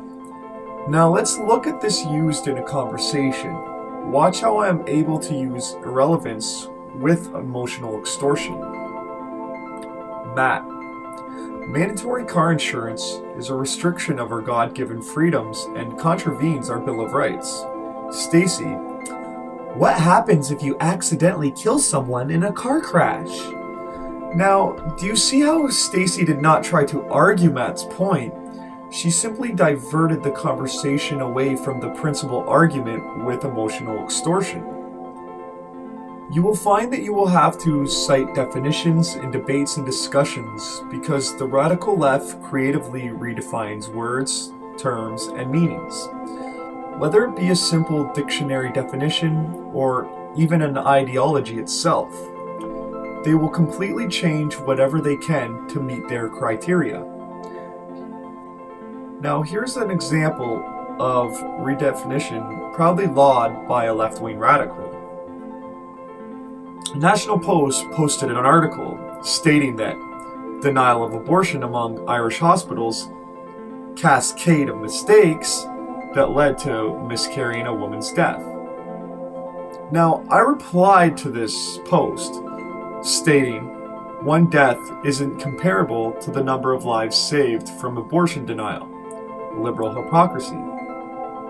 Miss Jody B replied, freedom of choice. I replied back, having the freedom to kill babies that have a beating heart isn't a good thing to be gratifying. It's quite savage. Miss Jody B replied back, everyone has their own definition of savage. Pro-choice. I replied back once again, stating, not everyone tries to redefine words, especially the ones with common sense. Now, Miss Jody B was literally redefining a word so that it could meet her criteria. This is classic pro-abortion, anti-intellectualism. The Delphi method is a structured communication technique, which is a systematic, interactive forecasting method which relies on a group of anonymous conspirators. I'll give a good example here. It was one of the early incidents we had at Occupy Vancouver. This was it was after our GA, someone did a presentation to the group, and it was talking about equity and equality and how we make sure that women are treated equally to men, to trans people, to gay people. It was a very positive conversation. It was exactly what should be. But then the person giving the presentation, right at the end, says, we're going to have a meeting about this. We'd like to invite people to sign up. The first meeting is women and trans people only. All of a sudden, people in the crowd are going, what? What? Very upset. There's one woman who was mentally ill who was with Occupy who freaked out because she was so offended. I talked to her for 3 hours afterwards to try to get her back into place. But as soon as the people started getting angry, a few people in the crowd, who later on it became obvious that they were all friends, stood up and put their hands up. This is all okay, this is good. What's wrong with you? So when the people in the crowd began to get offended, other people in the crowd began to stand up for the speaker who offended everyone. And they would start getting accusatory with people who disagreed. It was their way of weeding people out. Because 3 people walked away from the movement at that moment. But that was okay to them. Because if those people walked away from the movement because they were offended with what they said, and they didn't want them there in the first place. So there's a tactic called the Delphi technique, which my understanding it was created by the RAND Foundation. Delphi teaches you how to manipulate people in a crowd. If you search on YouTube, you'll find some videos on this. And what you do is you get people in the crowd to follow along and to be on your side, and you get another person in the crowd to say something that's very objectionable, and it gets people angry. Because the minute people get angry, they lose. The minute the one man stood up after she said, "This meeting will be for women only," and he started screaming, they called him, "You sexist, da da da da da." They attacked him. So it's a very good way of cleaning out and taking control is by finding out who's on your side and who's not on your side, getting who's not on your side angry to the point where either they leave in disgust or the rest of the crowd looks at them and goes, "That guy's angry." It's very subtle. But for Delphi to work, there have to be people in the room who know each other. And so what I see in their tactic of manipulating groups is they held the conversation, and in Occupy Toronto, they made the facilitators in Occupy Vancouver. All Occupies, actually. And facilitators had to be trained. But who made up the training course for facilitators? It was the people who wanted to run the facilitation. So in Occupy Toronto, when things started getting questionable when I arrived, and some people started asking questions, and people inside of Occupy Toronto were alongside with me, they started Delphiing me out. They started trying to offend me. The reason I succeeded so long with these people, though, is I don't get offended.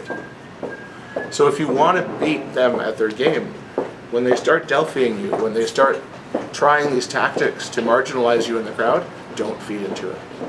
Don't ever get angry. Don't ever scream at anyone. Don't ever say bad words. Don't ever accuse anyone of anything. Go, "It's very nice, but I still disagree with you." Be very calm, and then they can't win. The only way they seem to win is by getting people angry. Interesting. When it comes to strategies that you see what they're doing on the local level, if you criticize the agenda, and it is a common agenda, if you criticize that agenda and you start throwing wrenches of your own into it, you'll get DMCA reports like crazy on your website. It's like you're trying to communicate something for educational purposes, and you shouldn't have to worry about copyright because, I mean, there's that kind of a liberty that was ruled upon by the Supreme Court. But these people, they want to kill that. They don't want evidentiary-based arguments. They want, because it totally shreds their irrational arguments that you're white privileged, so therefore you're racist, kind of thing, or you're a homophobe, and or you're a misogynist. I mean, those labels are some of their most effective weapons. They just label you that, and then all of their followers show solidarity in the decision that they made to label you that. And so they've got mechanisms for destroying credibility. They've got mechanisms for actually hurting people. So, I mean, there's this nebulous cloud of people that will call you with death threats and stuff if they get your phone number, if you're criticizing them. Everybody who's been a critic of them has basically received these random threats. Myself, I believe Josh Steffler's received random threats. There's been a number of individuals here in Victoria and in Toronto who've experienced the same thing. So it's a common experience within the collective that if you don't go along and get along, then they have to get you out of the way. So they have their anarchists, which engage in violence, and the whole idea is to intimidate you into not speaking about them and not catching them when their pants are down and when they screw up, because these people, they always screw up. Because, I mean, when somebody's trying to push a big lie, like they are, a big lie of utopian society or whatever it is that they're building, zeitgeist. When they're pushing that scale of a lie, they need to they need to maintain their story, and they typically don't. They slip up here and there and they fail, and then so that's the thing that really annoys them the most, is when you point out their mistakes, you get this like leverage over what they're saying. They don't look as credible, and so they have to get you out of the way. So I mean, there's like a couple more tactics, or frivolous lawsuits, like slap suits. That's what I'm experiencing, is the frivolous lawsuit. Renouf experienced a flagpole on the head, so he got the violence end of things.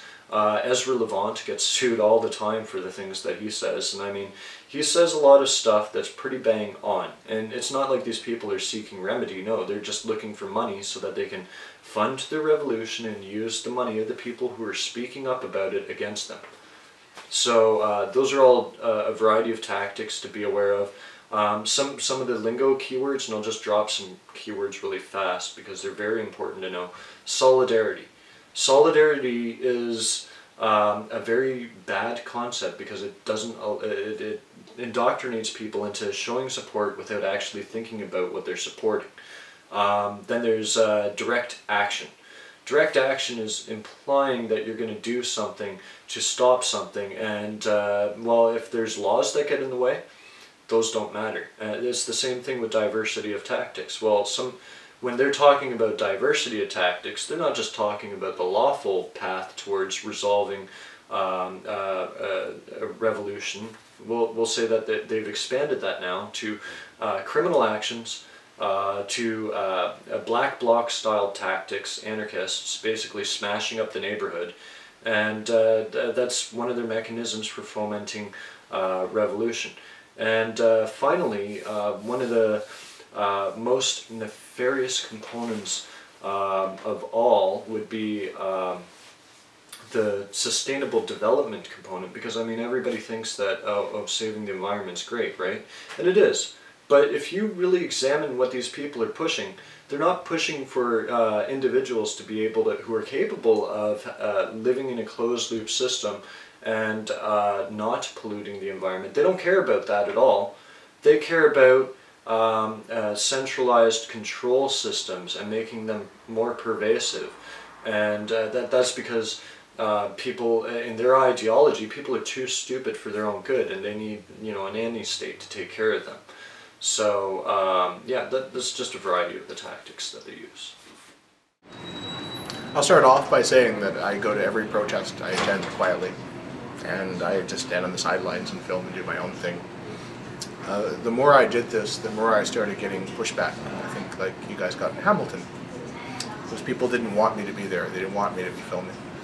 At the May Day 2012, when I went to cover that march, they surrounded me and they tried to intimidate me to leave. In the end, I think there were 3 TV cameras on us and they backed off. A couple weeks after that, actually a few weeks after that, during the casserole protests in Toronto, which were the protests against, in solidarity for the Quebec student march, Quebec student riots, I was approached by a group of anarchists in masks in the middle of the street with police behind me, who came and grabbed my camera and tried to shove me around. I ended up walking away from that. The police let them walk away from that. Then a couple days later, I'm walking in Toronto through Kensington Market, and I got a call from someone on my phone, and I sat down and I was just writing something on the phone, when a man with a flagpole with a black anarchist flag on the end of it comes charging towards me. He says, "You call us anarcho-primitivists?" Bang! He smashes me on the head. I use the phrase anarcho-primitivist in an article. But the flagpole he smashed me with wasn't a flagpole. It was a 5/8 inch heavy wooden dowel from a closet. I still have a hole in my head today from this broken tooth from the attack. The man who attacked me, or is alleged to have attacked me, is currently going through the court system and charged with aggravated assault. He's a Toronto anarchist named Alex Belk, who published a anarchist magazine named, I can't think of the name. He published an anarchist magazine here in Ontario. And he's deeply involved and connected to the professional activists in Ontario. So he went to school with Sakura Saunders' husband, who worked with Dave Vasey, who worked with the entire crowd. These were people directly connected to the people I write about. And they hospitalized me and left me with a broken tooth and 4 staples in my head. Wow. This is what you get when you write about and criticize. Be careful. I had another attack. You can probably find it on my website. Last June, I was filming an Indigenous protest up in North Toronto, and this one guy came up to me with his bicycle and jumped off his bike, came in running at to punch me. I pulled back and got away, and he didn't actually hit me. Standing beside me was the what do they call it? The head of the local police detachment, and he didn't arrest him. He didn't do anything. So, what do you think's up with that? You think they want you to get punched out? No, I think police have a hard situation here, and they're trying to not make things get worse. So when the guys with the masks came up to me the day before I was seriously assaulted, and they said, "Oh, let's just calm it down." And I understand their position here, because everything the anarchist protesters do is intended to make the police look bad. They're trying to get the police to trip up. So the police are having a hard job. And while I think many police officers appreciate what I do, and they love laughing at some of the things that come out and seeing the ridiculousness in the community, at the same time, I think some are a little bit, would rather there be less trouble or less issues there.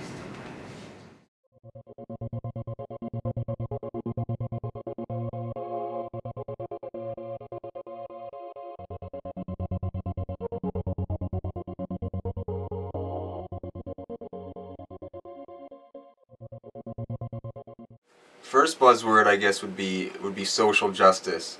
It's what all the lefties are aiming for, and really, it's kind of the antithesis of justice when you consider how this is supposed to be achieved.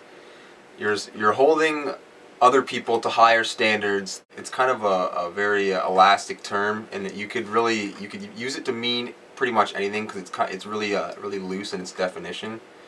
But it basically means the elimination of classes, more or less, and make everybody living at the same sort of standard of living. And this is basically the end goal of communism, to eliminate all classes. And I mean, it is fitting that it is one of their goals. And I mean, some people on the left don't see it that way, but that is the way that it's leading, and that's the way that it has typically historically led. Now, I would describe social justice as a never-ending political crusade, which goal is to perpetually increase citizens' entitlement rights provided by the government, therefore inevitably leading to a state of communism.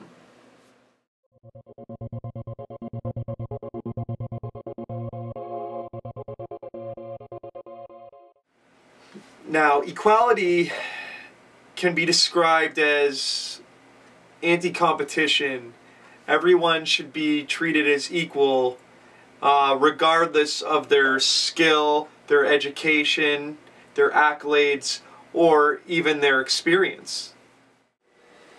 Equality is kind of something that dovetails from social justice. It's this whole idea that you know, all cultures are somehow equal, and I mean, it's kind of used to an extreme.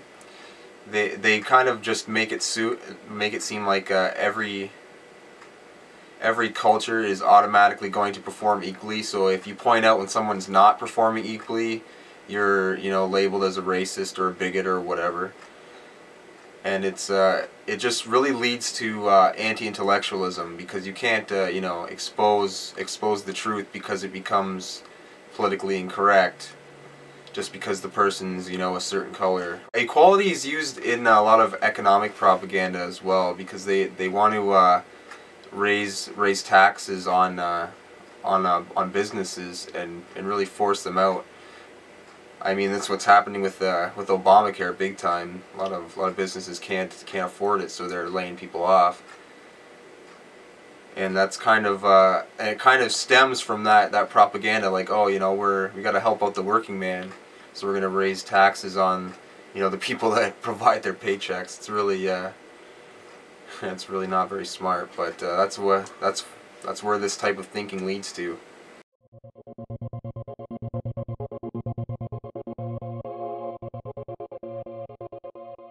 It starts from a false premise, which is that there's something that all cultures are equal in some undefinable sense, which has never been the case. I mean, some cultures are better at some things, worse at other things, and at particular times in history, one group's culture may be ascendant, and another time another group's.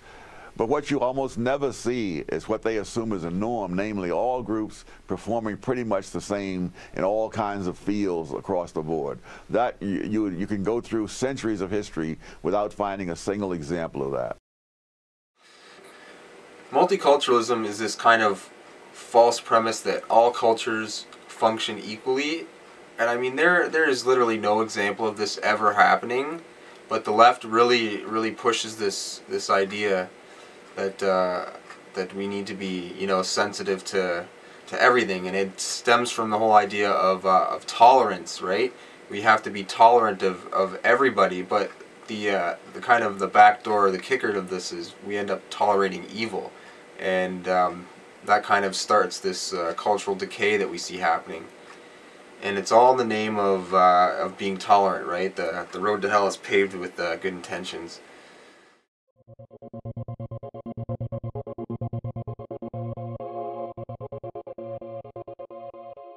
This idea of tolerance is very self-contradictory, because the whole thing is that you have to be tolerant of everybody except of people that are intolerant. So you end up being intolerant by being tolerant.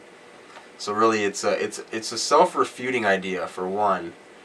But to say that everything is acceptable, you're saying that things that oppose each other are acceptable. And that just doesn't make sense, because wouldn't one of them have to be wrong? So this whole idea of we have to tolerate everything it's more anti-intellectualism from the left. They just want to use it to blackmail people and call them bigots when they don't agree with them, and say, hey, you need to make our choice, or you're not making a choice. You know, that's what the feminists like to do.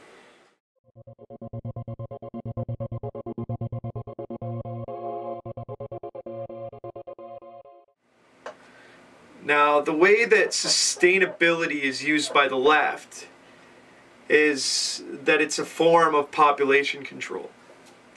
Whether it be in the name of the environment, women's rights, or even agriculture, it's purely a eugenics agenda for population control.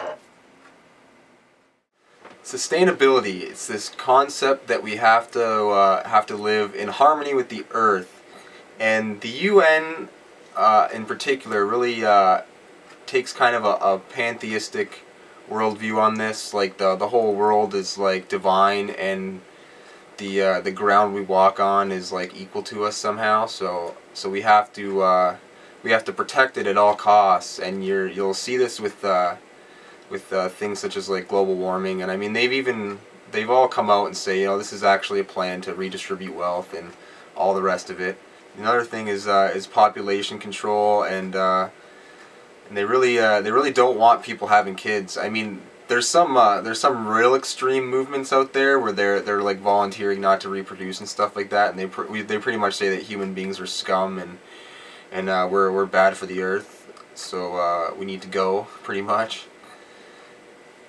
And yeah, you'll see this with climate change, and other things with the UN, and I mean even on a local level too, like Kathleen Wynne in Ontario.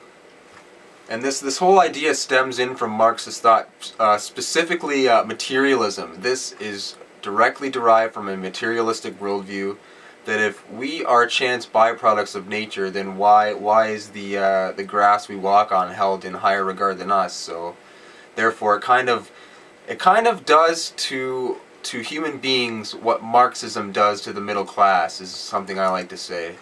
And that's really true. It makes us equal to the ground that we spit on, all in the name of making us better and more equal, you know, and it just doesn't it really doesn't turn out that way. Then you realize that I guess the grass is greener on the other side. They use the environment as kind of justification to shut down business because, you know, we're polluting or whatever. And I mean, and that's it's not good for business. I mean, it puts a huge dent in the economy, and that's bad for the working man as well. Like these people are really counterintuitive to their own goals, but it's because of their philosophy. It's totally backwards. They don't have anything right, and I mean, if anyone with half a brain could think and realize that is what's going to happen if you put all these types of caps on the people producing jobs and wealth and opportunities, then obviously there's going to be less of those. I mean, it's just common sense.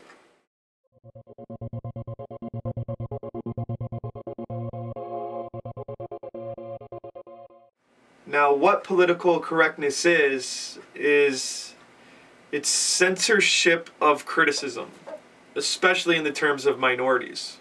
Many words are emotionally discredited as politically incorrect, even though the term may accurately describe the context in which the word is being utilized for. Political correctness is kind of this concept where you can't call things what they are because they might offend people. And I mean, this happens in many different departments actually. Main one I've noticed over the years is feminism. They're the ones that make a real big deal of over how you speak and about using, you know, appropriate gender neutral pronouns and stuff like that.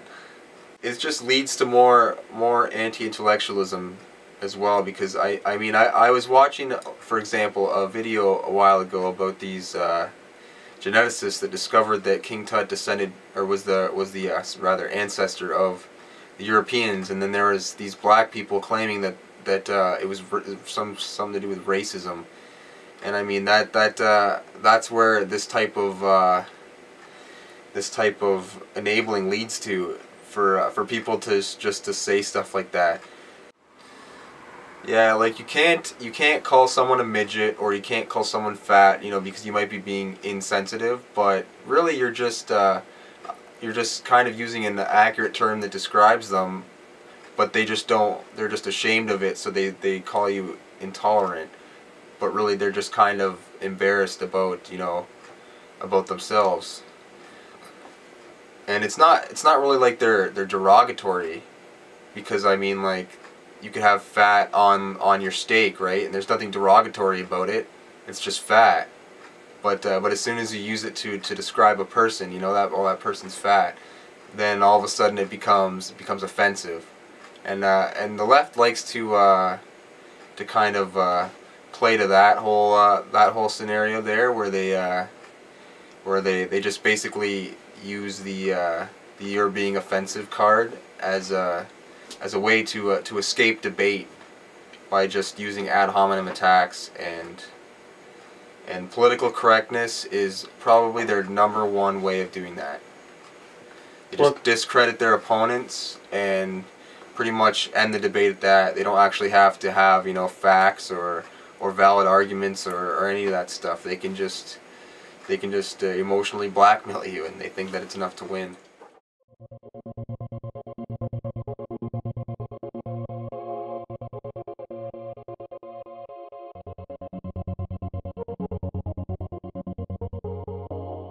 So you look at the history of activism in the last few years, there was a resurgence in the movement against anti-globalization in the Battle of Seattle, the WTO in 1999. At this point, they were very obvious what they wanted. They were never shy. They said, we want no more corporate globalism. They say globalism. They've actually been changing their language lately. They're saying corporate globalism, because the reality is their UN globalism is just another type of globalism. And so these all come out of the same movement. And you look at the history of the movements. The Seattle WTO was started a lot of the violence and a lot of the activities there were by the Ruckus Society, who were in Tides. But when the violence happened, there was a major clash between activists there in Seattle, and some were saying we can't be violent, others saying, hey, we have to allow others to be violent. The Seattle WTO was the first time really where the question in the activist community came, should we have violence? And what came out of that through the World Social Forum, which is the global organization that's leading anti-globalism movement, was that we should accept the concept of diversity of tactics.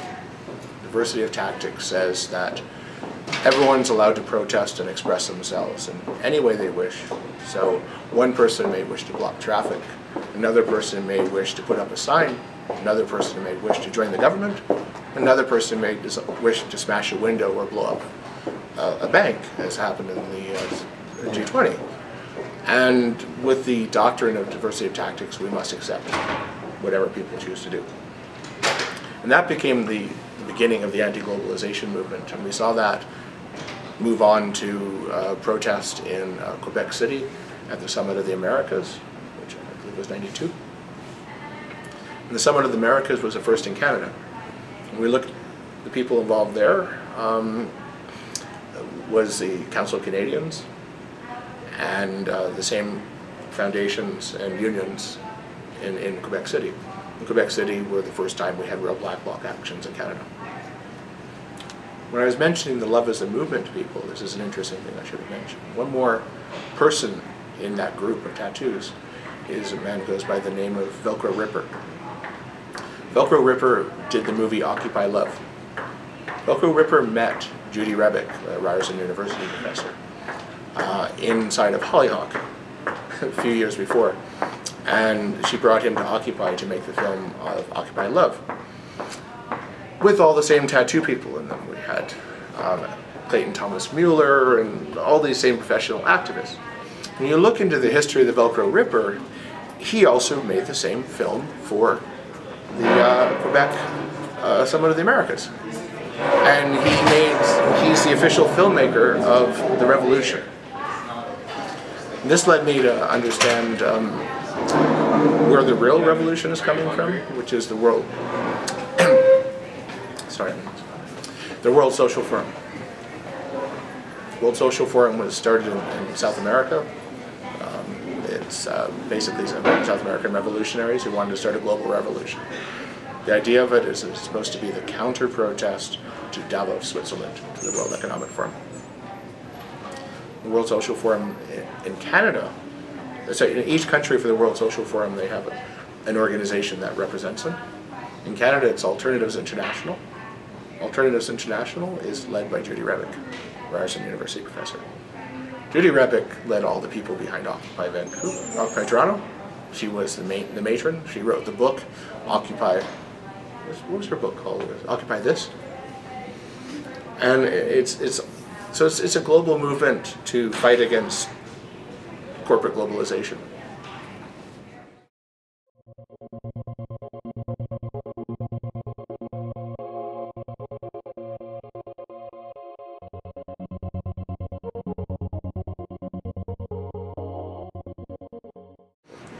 Unifor is a brand new Canadian union. It was created by an amalgamation of the Canadian Auto Workers and the Communication, Energy and Paperwork Union. The CEP is interesting, the latter, because they, during the Quebec Summit of the Americas, there was a story that came out about some police officers being caught acting as Black Bloc. So as Black Bloc activists. They had masks on, they had rocks in their hands. But one of the members of the CEP noticed that they all wore the same boots. And they had a little label on the bottom of the boot, and they were cops. And so they outed them as cops. So the CEP itself is very connected to this violent angle of the protest. They perhaps weren't doing the violent protest, but they helped reposition what happened during Quebec City by only pointing at the police who were dressed as Black Bloc. But meanwhile, we had Velcro Ripper, who we were just talking about, who was filming the Black Blocs, smashing things and banging things, and it was an there was a real Black Bloc going on. The other part of this, of Unifor, is the Canadian Auto Workers. Canadian Auto Workers, when you look into manipulation of Indigenous communities, they're very close with many of the people doing this. When you look at Caledonia, what happened there in Ontario when an entire town was terrorized, there were Canadian Auto Workers members there on the side of the protesters who were terrorizing the town. But the weird thing was, the OPP were working with the natives. I was there. They were working with them. They wouldn't arrest the natives. They would only arrest non-natives. Where? Dude, like there'd be Caledonia, mean? Or Caledonia. Okay, sorry. There'd be scraps going on.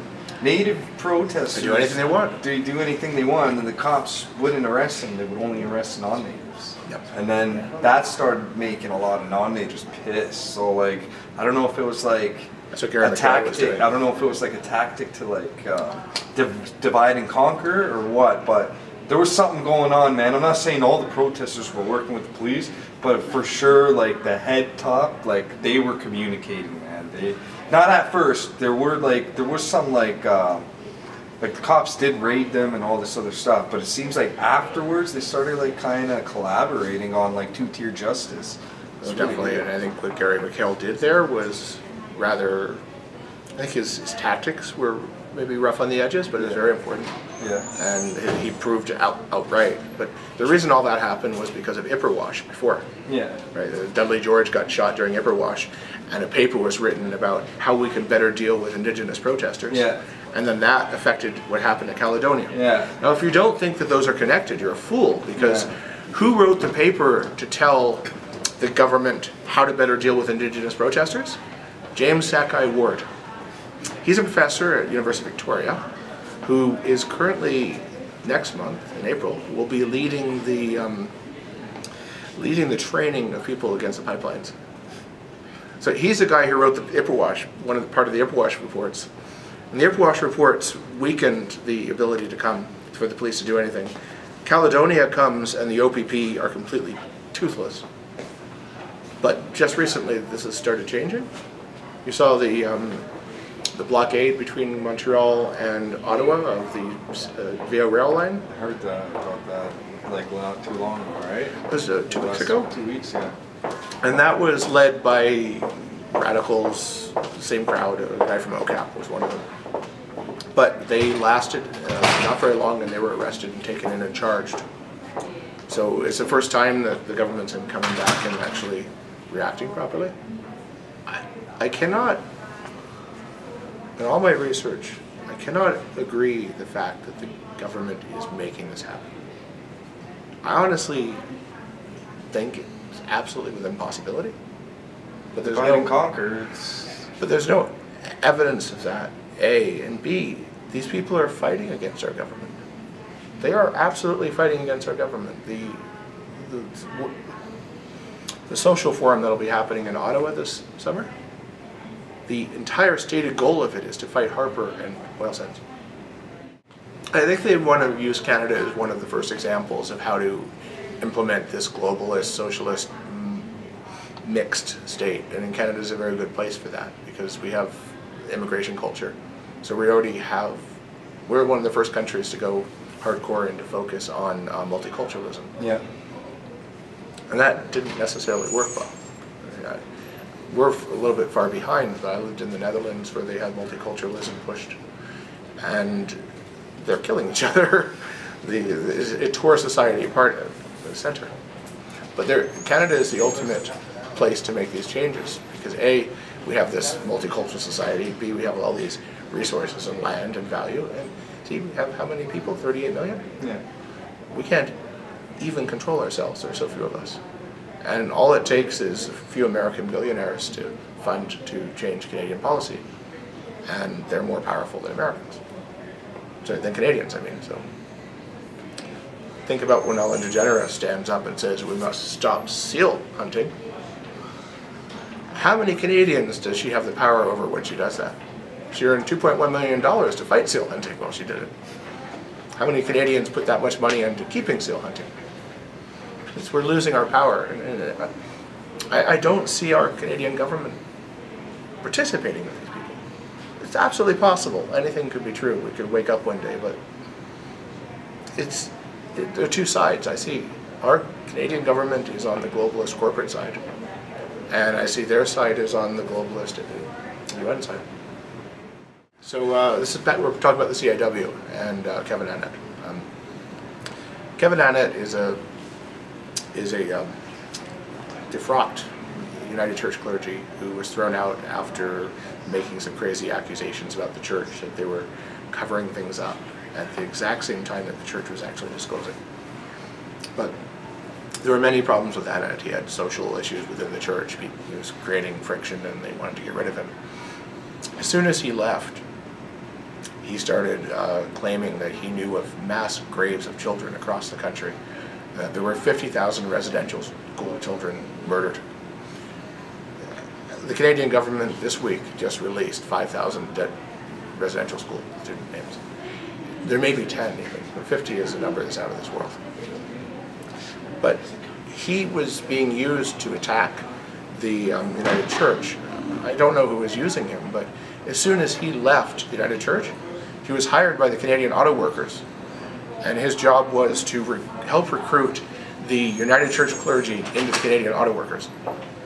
This is something that was only successful last month, I believe, when the United Church clergy joined Unifor. Kevin Annett then he came to Ontario in 2011 during Occupy, at which point he went to the Six Nations Reserve in Brantford, Ontario, and he went to the Mohawk Residential School, where he claimed to have found a mass grave of children's bones. He picked up bones and showed them around, and he carried the bones in his pockets, and he pulled them out at presentations. I have the bones of children! Standing beside him was a CAW person. Promoting Kevin Annett was Rabble.ca, which has received CAW funding, and the Media Co-op. There's a lot of lines that draw towards Kevin Annett and the unions, particularly the CAW. In the end, we disproved his lie about a mass grave. It wasn't true.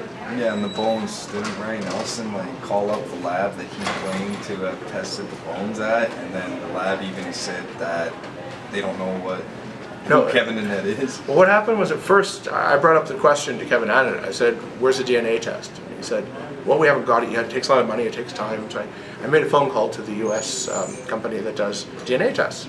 I said, how much does it cost? How long does it take? He said, $500, 7 days or your money back. So Annett says, okay, but I sent the bones to the Smithsonian Institution, and they're taking care of them. So a writer named Heather Martin, based out of Saskatchewan, she runs a website called Stop Kevin Annett. She went and contacted and communicated with the Smithsonian and said, do you have any records of bones? And they said, no. And they said, well, what about the guy who Kevin said he gave the bones to? Oh, he's dead. Of course, Kevin Annett's first thing is to say, look, they killed him. But Kevin Annett has a habit of testimony from dead people. So this dead person said this dead person said that. In 2012, I exposed Kevin Annett taking the signature of a dead woman and photocopying it on top of a letter and saying it was from her. So he's constantly making up these stories. But so Unifor is a militant union. The first person at Unifor to speak at their opening ceremonies was Naomi Klein. Naomi Klein is a writer and anti-globalist, and one of the leaders of this collectivist movement, as you call it.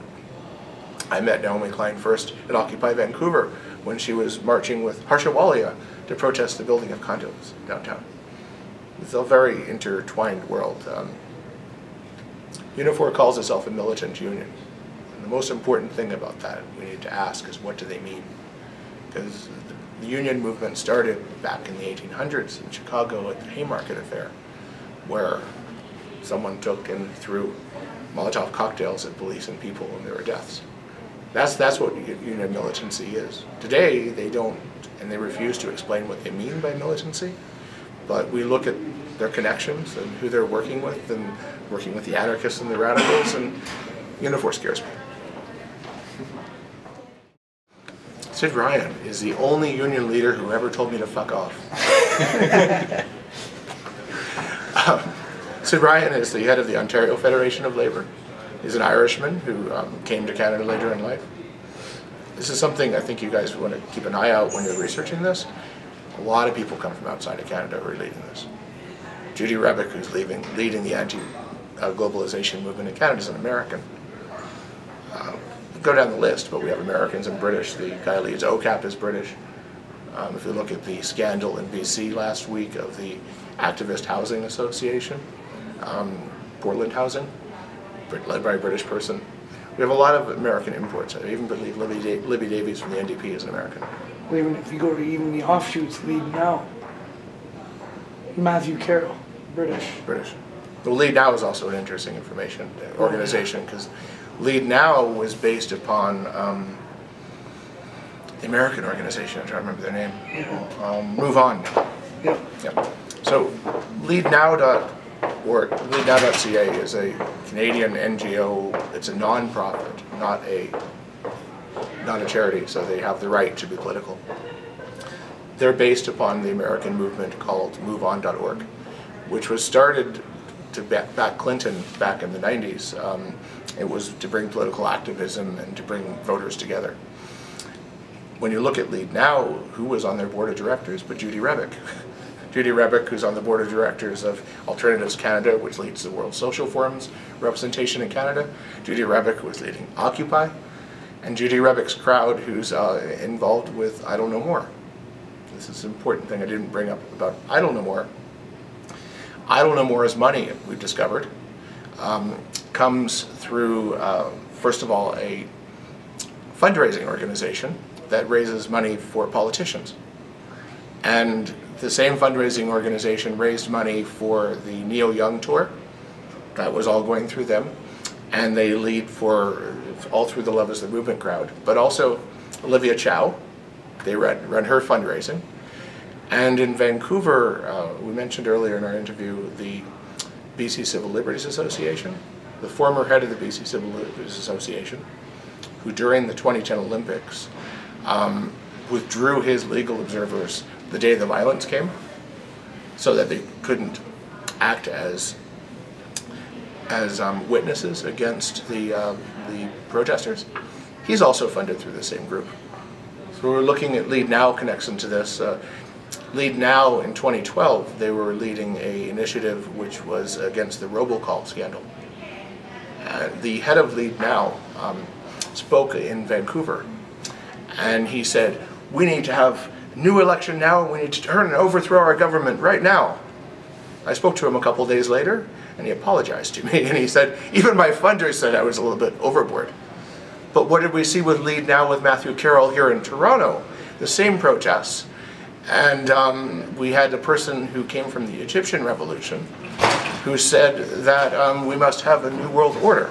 The people are writing a new world order. I don't know what he means by new world order or not. We can interpret that different ways, but there's a connection here also is that he came from the Egyptian Revolution. In Toronto, we have an anarchist protester, a professional protester named Sakura Saunders, who is one of the leaders of Occupy Toronto.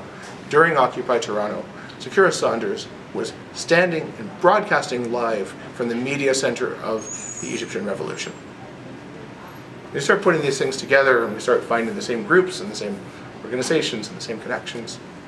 It's part of a global movement, and there's no question about that. So the question we really should ask about the politicians who are working in this global movement is, who are they representing? Canada or a global movement? Sid Ryan's an Irishman who came to Canada. I don't know his exact history, but he became the leader of CUPE, Ontario, and now he's a leader of the Ontario Federation of Labour, which is the organizing group between the unions across the country. Sid Ryan is a die-hard NDP supporter. Even when you look at our current Premier, Kathleen Wynne, who is very much to the left, much more to the left than your typical Liberal, he still won't support her because he's very strong on NDP. But Sid Ryan and the Ontario Federation of Labour, their main job is creating the political side of the unions. And so they're part of the revolutionary groups. I guess the best example I can give about their involvement comes from the Sami Yatin shooting. So last summer there was a kid in Toronto who was shot dead on a streetcar named Sami Yatim. The video came out, and the video looked questionable because the cop was standing a few feet away and he shot the kid. The truth and the reality of the situation is that we will never know what happened. You never know what was going through that cop's mind or where he was. Was he irresponsible? Was he not irresponsible? We don't know. But as soon as Yatim was shot, there were protests set. And the family of Yatim set up here at Dundas Square down the road, their first protest. All of a sudden, No One Is Illegal came in, which is this anarchist organization that leads most of the protests in Toronto. When No One Is Illegal came into the protest, they immediately tried to steer the family into their own protest. So the two girls who were the sisters or family members who were leading it started marching down Yonge Street on the sidewalk. And then the No One Is Illegal people came and said, no, come on the street, follow us. And No One Is Illegal filled the protest with their own people. And it turned out less of a memorial to Sami Yatim and more of a fuck the police march, as it became. The first stop they made was at 52 Division of the Toronto Police, where they rushed the doors of the protest and of the police station and tried to break in. Right after that happened, these sisters, or the family members of Sami Yatim, stood up and said, "This is not what this is about. We're not against the police," which was the first indication of the split. The second Sami Yatim protest came a couple of weeks later. But before the protest happened, what do you find but the family of Sami Yatim at a press conference with Sid Ryan and the Ontario Federation of Labour. It's once again how the activists work for the unions, for the NDP, because Sid Ryan is really the NDP. The activists go and pull in the protest and turn it into a circus. Then they pulled the family in, and the unions brought the family and said, "We're helping you, family." And then it turned into a very large fuck the police march. So when I look at Sid Ryan and the Ontario Federation of Labour's involvement in this, it's very deep, and they're the activist angle. They're funding and organizing a lot of the activists in the city. The Ontario Coalition Against Poverty, OCAP, is directly supported by Sid Ryan and by the Ontario Federation of Labour. Hey everybody, we are Frankie, Lucas, and Terry from the Canadian Awareness Network.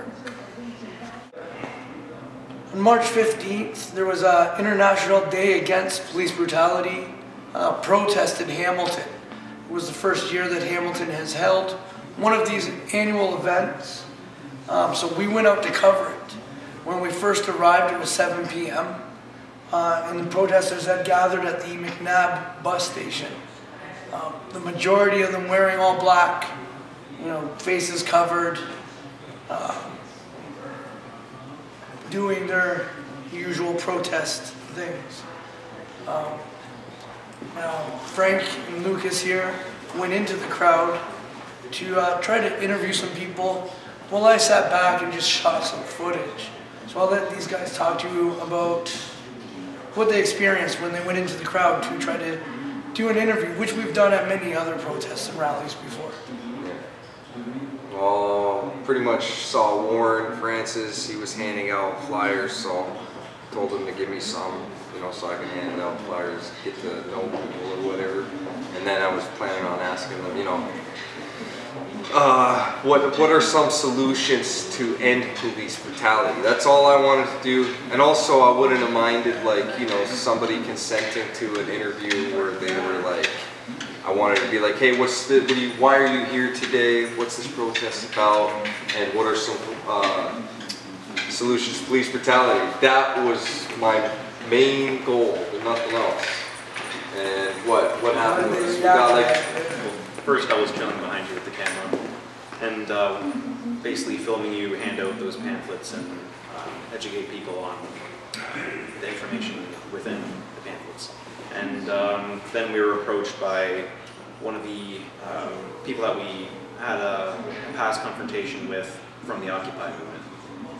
And this was an individual that I previously had quite an interaction with. I was pushed into a horse during, I was pushed almost into a horse, sorry. a police horse by one of these protesters, and he came up to me and Frankie and told us that we don't want you here. You're not welcome, right? Yeah, and then he went on to call me a snitch, that we're collaborating with the police, because at another anti-police rally that I attended in 2013, I went with the camera. It was me and Heather, and I was trying to do the same thing, but that day I was actually kind of semi-able to do a good video.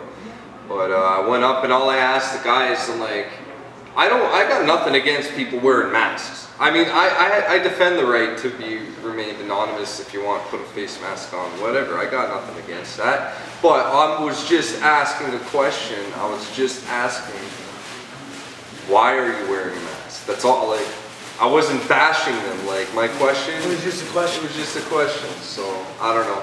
Anyway, so he's saying that, you know, we tried to demask them.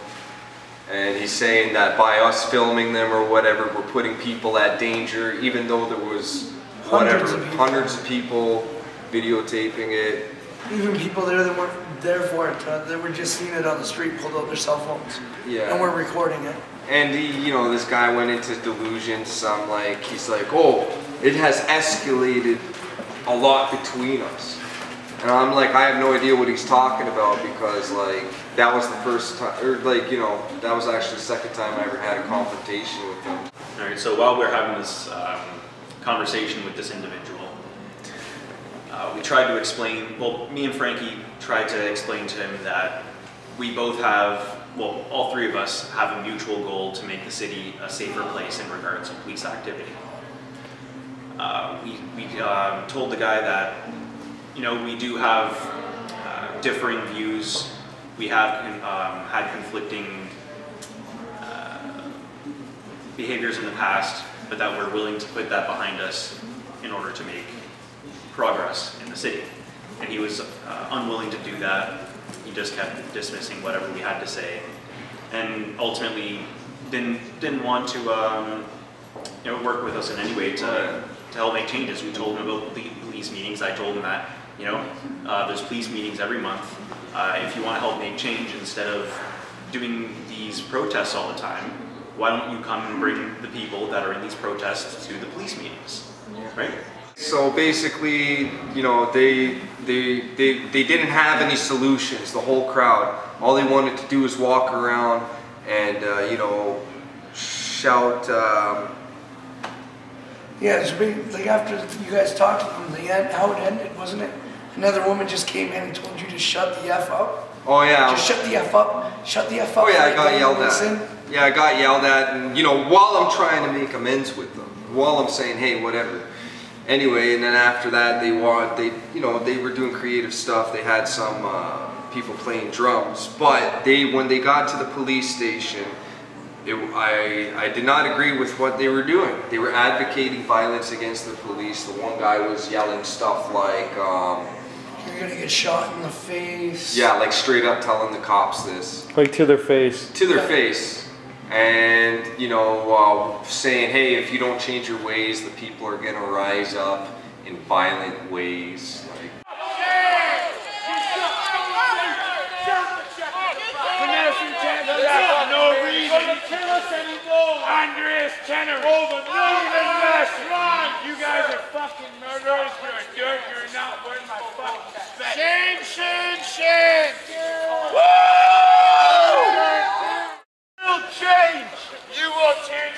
You will change. This is Canada. Your days are running. Woo! They're all being here. Is that what he said? Can't hear what he's saying right now? He's saying No, I did not check the film. There will be a day when people will take their life for being phony police officers. You serve and protect the people. No, you serve and protect money. You gotta get rid of Ryan Tosha. He's a cancer amongst you. And we know it, and you know it. Like, okay, Terry and I, we go to these police board meetings, and they straight up say they expect riots. And Terry and I are like, why would they? Now I know why they expect riots, because of these types of people going up to the police saying stupid things like that. And they had no message during the whole protest. It was Cops, pigs, murderers, F the police. Whose streets are streets? Whose streets are streets. No information was being handed out. They weren't interacting with the public. I saw people coming out of restaurants and seeing it on the street. And they were just disgusted by it. There was families in restaurants. Yeah. While these guys are going by, F the police, F the police. Get those animals off those horses. It was nothing but an agitation event. Agitating the police, agitating the community. Like we picked up the slack a bit, right? As they were gathering all the attention of making music and doing their yelling stuff, while the people came out, at least, you know, once in a while I went up to these people and I told them what's going on. You know, 1 minute statement, just so they know why people are walking down the street. I think the most telling thing about the protest for myself was that a lot of these groups consider themselves like unity, you know, the collective. We don't leave anybody behind. We're all one big group. Well, when the cops chased down one of the protesters for lighting off a firework, detained him, they all came. I was the first one to go over. They slowly came over, a small group of them. And within a couple minutes, after the police told the rest of the protesters, oh, he's just getting a fine, they all left. And left that person still detained by the police. So, but if you see them online talking about these things, or in forums talking about these things, they are there till the end. They're there to support each one of each other. Yeah, they were all gone. They were all gone. It was actually us with the cameras who stuck around to make sure there was no police brutality. So when they were threatening the cops with violence, what was the police response to them? The police stayed quiet. They stood their They ground. took it. They didn't even charge the guy or nothing, but for whatever reason they decided to ticket the one guy because they were shooting fireworks at the building, and I'm not sure if you caught that on film or not. I'm not sure either. I have to review the film. But yeah, they ticketed a man for shooting off fireworks. But they wouldn't. And they did nothing about the guy threatening them with violence right in front of their faces. Hey Terry, what's the weird thing that guy shouted that you caught on camera? That he's like an illegal immigrant or something?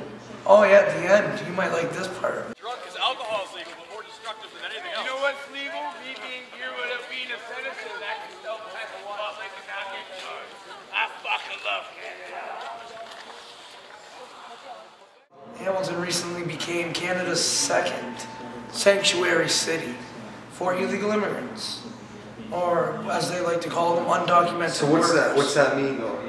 Basically, that any city services are not going to ask anybody what their immigration status is. If an illegal immigrant calls the Hamilton police, the police are not going to ask him about his immigration status. In essence, not enforcing Canadian law. They're allowing illegal immigrants to stay without question. So anyways, at the end of it, the one guy yelled out, man, I effing love Canada. I'm not here legally. I can do whatever I want. I can yell at the police, and I get to go and have a beer. Wasn't it? It was like basically, yeah. Straight up. He was happy at their inaction. He was enthused by it, you know. I love this country for the things that are destroying it. It was incredible. So basically, these people, like they personally know us. They don't like us, and you know, I have spoken with them about their political ideologies and stuff like that, and they absolutely believe in their hearts that the only way to bring in change is to be a radical and to promote violence. Like in their minds, you know, they do want change, just like all of us do, but in their minds, they truly believe they have to be violent to achieve that. And that's where we differ, and that's where they don't like us. It's a violent-based ideology with violent-based protests. Yeah. Amanda Hiscox is an anarchist activist here based in Toronto. During the G20, just before the violence happened, she and Alex Hundred were arrested. They were both thought to be the main ringleaders for the G20. they were arrested before there were any protests, because they were both training activists how to de-arrest their colleagues, so how to take violent protest against the police. And they were, Alex and others had handed out a list of potential places to smash, I think. So I think the gist of the list, the meaning of the list was, don't smash an individual's store, but smash Starbucks. But they were both arrested and charged before the violence occurred. And then when the violence happened, they arrested more people. A couple dozen, I think, were arrested altogether and charged. Most people who were arrested were just released. Hiscox, when she was convicted, I think she was given 16 months. When Amanda Hiscox was arrested, she had zero sense of remorse. When she was charged and went through courts, she was adamant that what she was doing was the right thing to change the world. Amanda Hiscox was the person who the Toronto Star wrote about and called an activist hero for helping handicapped fellow prisoners. So she has a lot of support from the community. The minute, actually, a week before Amanda Hiscox was released from prison, it was announced that she was being hired by the Ontario Public Interest Research Group, OPIRG, which is a major source of power for the activist community in Ontario. In York University's OPIRG, they fund No One Is Illegal, and they fund the Maoist organizations, and they fund all the revolutionary groups. But the OPIRG organizations are funded by university student fees. They're called opt-out in many universities, like York University. So there the students can choose to opt out of paying their OPIRG fee for a period of 1 week a year. So if you ever watched Hitchhiker's Guide to the Galaxy, remember when they're about to smash down his house? And they said, but I didn't see a permit. Well, yes, but there was a permit. It was downstairs in the sub basement, protected by a tiger. It's the same thing with OPIRG. They make it so hard to actually get out of the information, so to get out of the payment, that most people just pay it. OPIRG is extremely anti-Israel organization, which is, if you're pro or anti-Israel, either way, you have to realize that not all University of Toronto students are anti-Israel, but in reality, or York or the other universities, the reality is that they're paying for anti-Israel protests. The reality is they're paying for socialist protests. The reality is they're paying for the Maoists to go marching around and interrupt men's rights groups' meetings. All these groups are funded by OPIRG. So Amanda Hiscox was immediately hired by OPIRG right afterwards. Wow. Now, the same OPIRG that Amanda Hiscox was hired by, I wish I could remember the name of the university, but the same OPIRG that Amanda Hiscox was hired by, the person who bailed out the anarchist who hospitalized me in June 2012 also worked with OPIRG. So we find these organizations very close to the anarchist community, and Hiscox is being supported by the OPIRGs. It's basically this radical, unrepentant, criminal anarchist who was released for jail was immediately given a job paid for by university students. I'll start with saying thank you for the invite. I'm still really shocked that people invite me to things like this. It's kind of weird for me, it's new. And I guess I will sort of repeat what Dylan said, just to say that the things I'm going to be talking about, like what's happened to me for the last few years, has been a little intense. But at the same time, I don't feel like it has made me any more afraid. I feel like I'm more committed. And I think it's important for everyone to know that, we are really resilient as people, and we can take a lot. And we can take a lot more than sometimes we think that we can. So I certainly don't want to deter anyone from taking risks and from doing what needs to be done with anything that I'm saying today. So I want to start off with that. I really see the value of organizing around summits and of bringing so many people together on the streets and having so much strength in numbers and standing up to the police and just feeling the power that you can have when you're that committed. You can keep each other safe. I think it's a really great way to organize and really inspiring, and I was really glad to be a part of that. So I was part of the Toronto Community Mobilization Network, and I was part of the action committee of that group.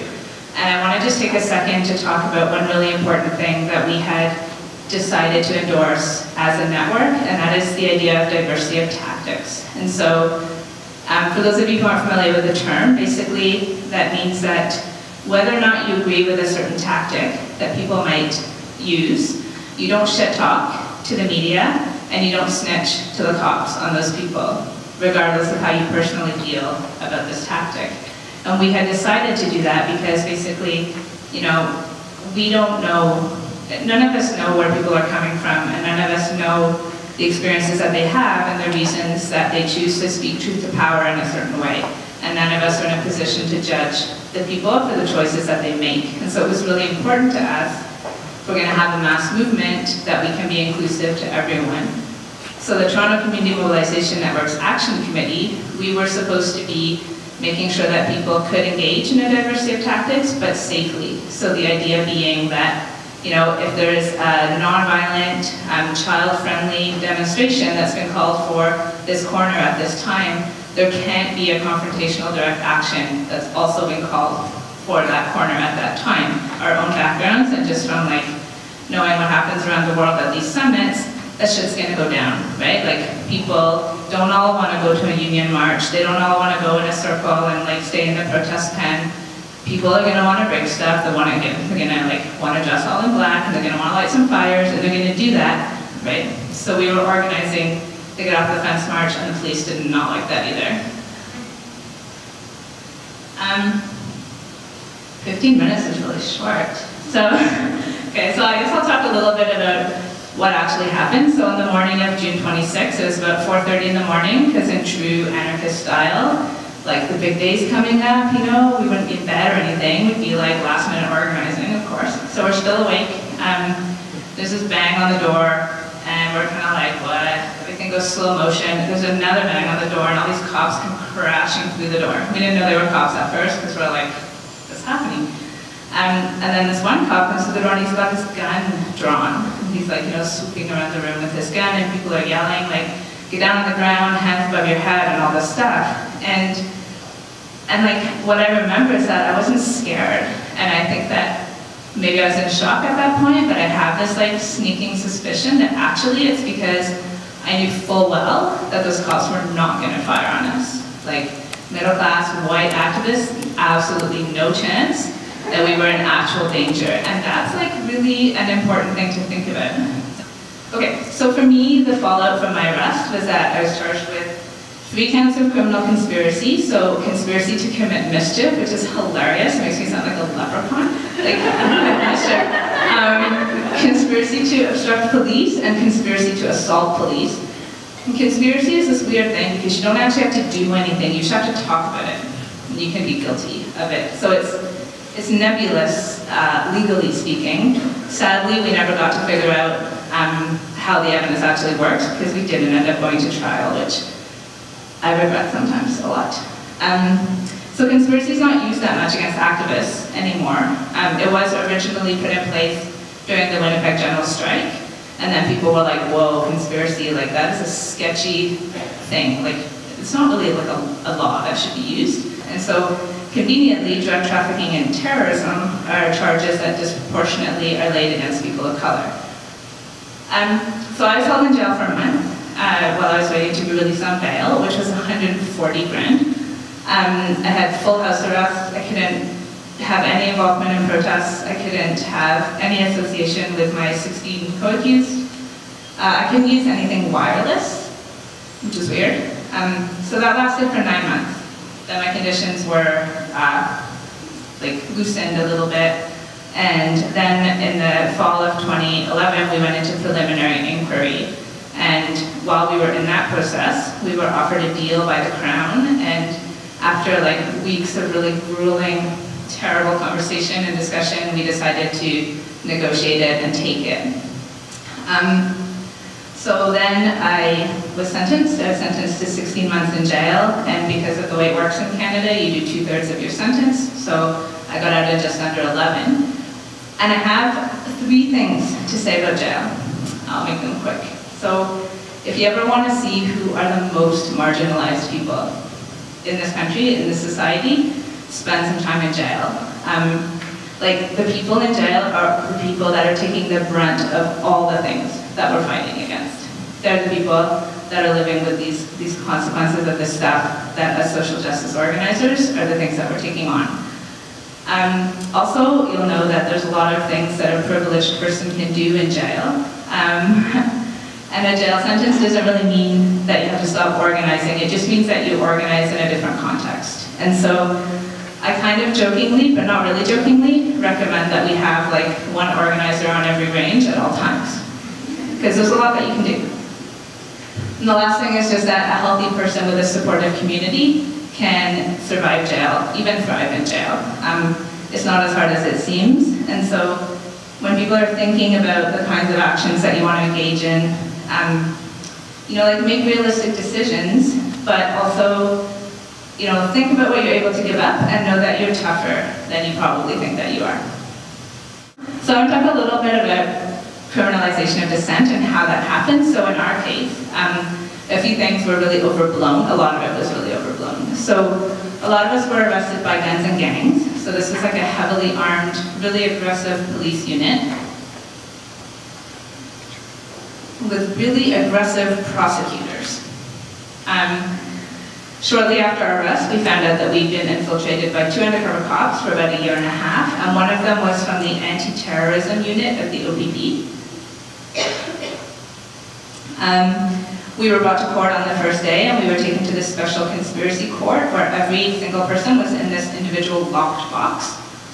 And then during my bail hearing, I was told that I was worse than the most heinous murderer for reals by the Justice of the Peace. The wireless condition, like the not having any wireless devices, apparently is because if something can receive a signal, it can be used to make an explosive, which I don't know how to do that. None of us had charges of explosives. And then during a preliminary inquiry, there was this extra security station. So you come into the courthouse, you go through security, and then just in case you picked up your gun on the way from that security to the room, then there's another security on the way into the room. So they just did all these things to make us seem like really scary, which we really weren't. So we get in this situation where at one end of the spectrum, people are like, you know, like getting down on people and denouncing property destruction and people who will physically defend themselves against the police.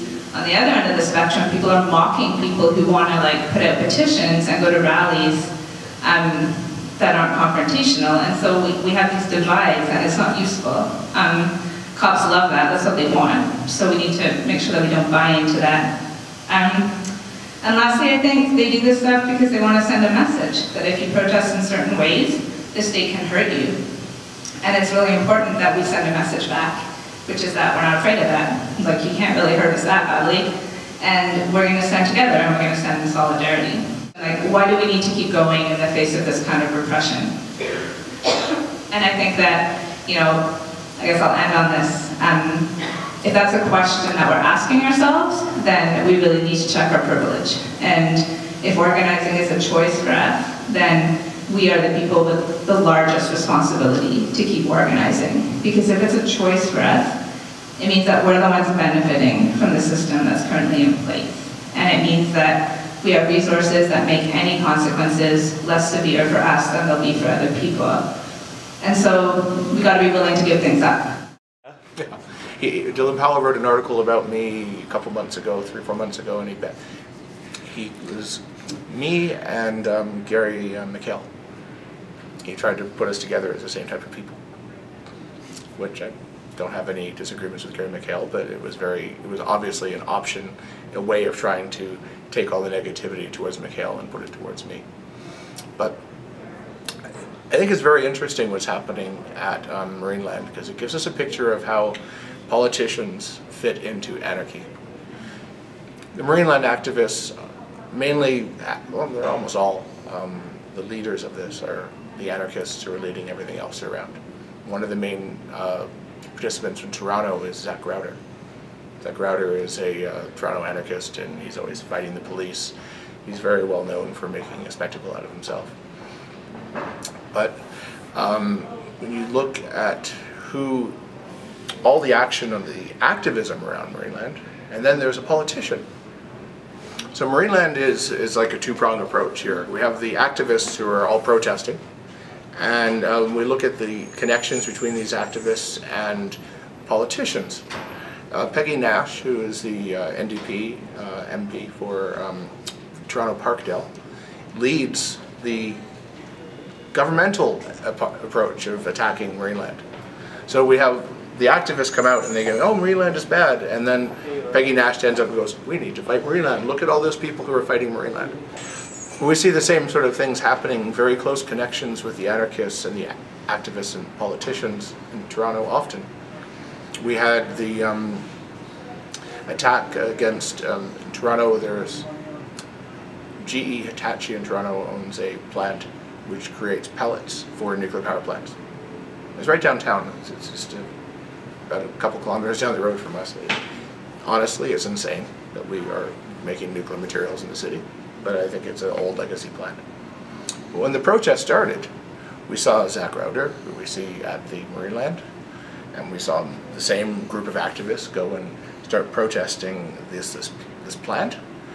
And then all of a sudden they're standing next to the politicians of the city, of Andrew Cash of the NDP, is standing up with the anarchists, saying, I need to save the community. We're constantly seeing these connections of anarchists and activists who are creating situations that benefit politicians. There's another one right now in Toronto. It's the transit, I can't think of the name of it, TTC Riders, it's called. And TTC Riders is pushing an agenda of no subway to Mississauga, that we need to have an LRT instead. Curiously, the person running for government right now, running for the mayor, is Olivia Chow, former NDP MP. She's pushing for no subway but LRT. So who's running this TTC Riders? We look and it's one of the people from the Ruckus Society, one of the main trainers from the Ruckus Society, who wrote one of the manuals for the Ruckus Society, is leading the TTC Riders movement and is funded by the unions. So when we look at, this is actually the bigger picture of what activism is. We look at Olivia Chow. When they mention that she's a politician, they also say she's an activist. When you look at Olivia Chow's seat now, it's she's vacated her seat and there's going to be a by-election, and the person they've put in place is a man named Joe Cressy. Joe Cressy is a close friend and family member of, not family member, but close to the family of Olivia Chow and her husband Jack Layton. They've been close for years. Well, just a very few years ago, there was an invasion of Parliament. A group of young activists went and interfered with Jack Layton speaking and said, Jack, why aren't you doing enough on climate change? Who was the spokesperson for these people once they got to the media after they got pulled out? Joe Cressy. Who was arrested? Dave Vasey with the Love is a Movement tattoo. Chelsea Fluke with the Love is a Movement tattoo. It's the same group of people. So here we have to ask the question, did these people go to embarrass Jack Layton because he's not doing enough on climate change? I don't think so. Jack Layton's purpose is to push the climate change agenda. We all knew this. They went in there to show the rest of the world that Jack Layton had the support of these activists to push for it. You need to push your agenda more. Have a good one. To go and to protest Jack Layton against climate change would be like going to protest Stephen Harper about oil sands. Stephen Harper, you're not doing enough about oil sands. It's ridiculous, right? So the activists, they set the stage, and they created a situation that the politicians work off of. And this is the activist end of the NDP. And this is the same people with Occupy, and it's the same people with Idle No More, and it's the same people with every major anti-globalization movement that's happened in Canada in the last 10 years. First person I wanted to discuss is Larry Wartell. And Larry Wartell is a self-admitted communist. Basically, he is heavily connected with the unions. He promotes their materials quite heavily. He's a friend of Cuba. From what I understand, he thinks that the Cuban system is actually a good system to live under. And he runs this thing called the Social Environmental Alliance here in Victoria, which has deep connections with a variety of organizations, specifically CLC, Tide unions, and he also has deep connections with the anarchists. And we've got proof that not only does he have ties with the anarchist community, and he's actually seems to be one of the higher ups, one of the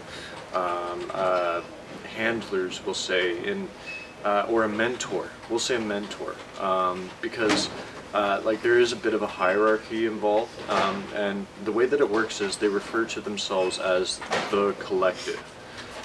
That's always a dead giveaway of who these people are. I always want to think, just not enough deities. Why can't we hire experts to figure out what decision we want to make about the economy? You know, corporations have no crystal ball or super expertise. And what we'd have to do, too, is we'd have to establish democratic institutions in society to plan and manage our social economy. We'd have to have planning boards at local levels, regional levels, national, continental, international levels. These would have to include whole communities, consumers, farmers, workers, everyone, not just technicians, not just any single group. We have computers. Larry Schmidt said that by 2020 the whole world will be on computers. So why couldn't we do these, register these kinds of votes instantaneously? Why can't we have a free discussion, debates about positions pro and con, for cars, against cars, have a discussion and have a vote on these things. Obviously many issues can be decided at local levels. Others, like closing down the coal industry or repurposing the auto industry, require larger scale planning. Global warming, ocean acidification, deforestation, these require extensive international cooperation and really in effect global planning. That's manageable, and we have the UN Climate Convention, which meets annually, as I mentioned, and is supposed to be charged with regulating global greenhouse gas emissions, but it doesn't have any enforcement power. Well, it needs some enforcement power. It needs to be able to say to American auto producers, no, you can't produce these big things, you're killing the planet. Figure it out. Make small cars or don't make cars, so you can't do that anymore. So you need to have different levels of democracy and delegated authority, with right of recall for higher levels for representation. This could be worked out. I mean, I spent a little time in one paper about the planning commissions for public utilities in the United States, which are quite interesting because even though public utilities are both a mix of publicly owned and privately owned, mostly privately owned, nonetheless, the actual regulating process is deciding how much electricity gets produced, how much water, and these other kinds of utilities get built in the United States. It's actually done through public utilities, which are entirely astonishingly democratic and open, and anybody can go to these meetings and participate and get all the records and everything. It's a kind of a big loophole they left open, but it exists. It's very interesting. Look at Greg Palast's book, P-A-L-A-S-T. He's a very good journalist. A study of public relations called Democracy. I forget the title. Democracy. It's a footnote in my book, but there's more than footnotes. A couple pages discussion of it. It's a very good example of what I would call kind of a proto-socialism, and I don't see any reason why that model couldn't be extended to much of the industrial structure in America. Okay, but I was just going to say though that when scientists say, like when James Hansen and other scientists say that we need to have we need to hold CO2 emissions to 350 parts per million over the planet, isn't that in effect calling for essentially kind of a one world government on that, like global responsibility, taking responsibility for the planet? That's kind of what we have to do. That's the advocacy part. We do need to do that. Okay? Fifth point. Democracy can only work in the context of rough socioeconomic equality. When in the midst of the Great Depression, the great Supreme Court Justice, Louis Brandeis, who's called the people's jurist, Louis Brandeis said, we can either have democracy in this country, or we can have great wealth concentrated in the hands of a few. But we can't have both. He was more right than he thought, than he knew. Today we have by far the greatest concentration of wealth in history. So it's hardly surprising that we have the weakest and most corrupt democratic governments since the Gilded Age. If we want democracy, we would have to abolish the great wealth concentrated in the hands of the few. That means abolishing not just private property and the major means of production, but also extremes of income, exorbitant salaries, great property, and inheritance. Because at the end of the day, the only way to prevent corruption in democracy is to make it impossible for people to materially gain by being corrupt, which means by creating a society with neither rich nor poor, a society of basic economic equality in which we're kind of all in the middle economically. And so there's no way to get rich. I think that's the only answer. I think in my view, there's an intrinsic connection between planning and democracy and equality. I just don't think you can have a true democracy without equality. I mean, look at our country. Look at this country. You know, but look at our country. It's just ghastly. It's just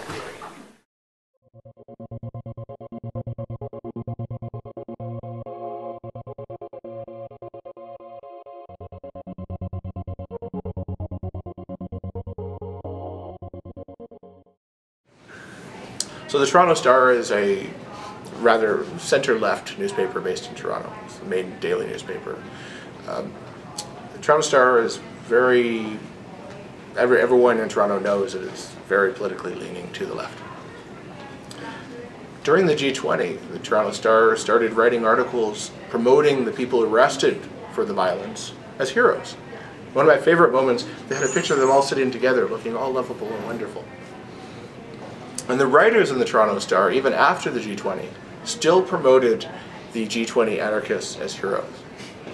One of my favorite stories, which actually started a war with myself and a writer for the Toronto Star, Antonia Zabaisis, she wrote that one of the G20 criminals who was in prison at the time, unrepentantly for smashing up the city and encouraging and training young people to de-arrest fellow activists.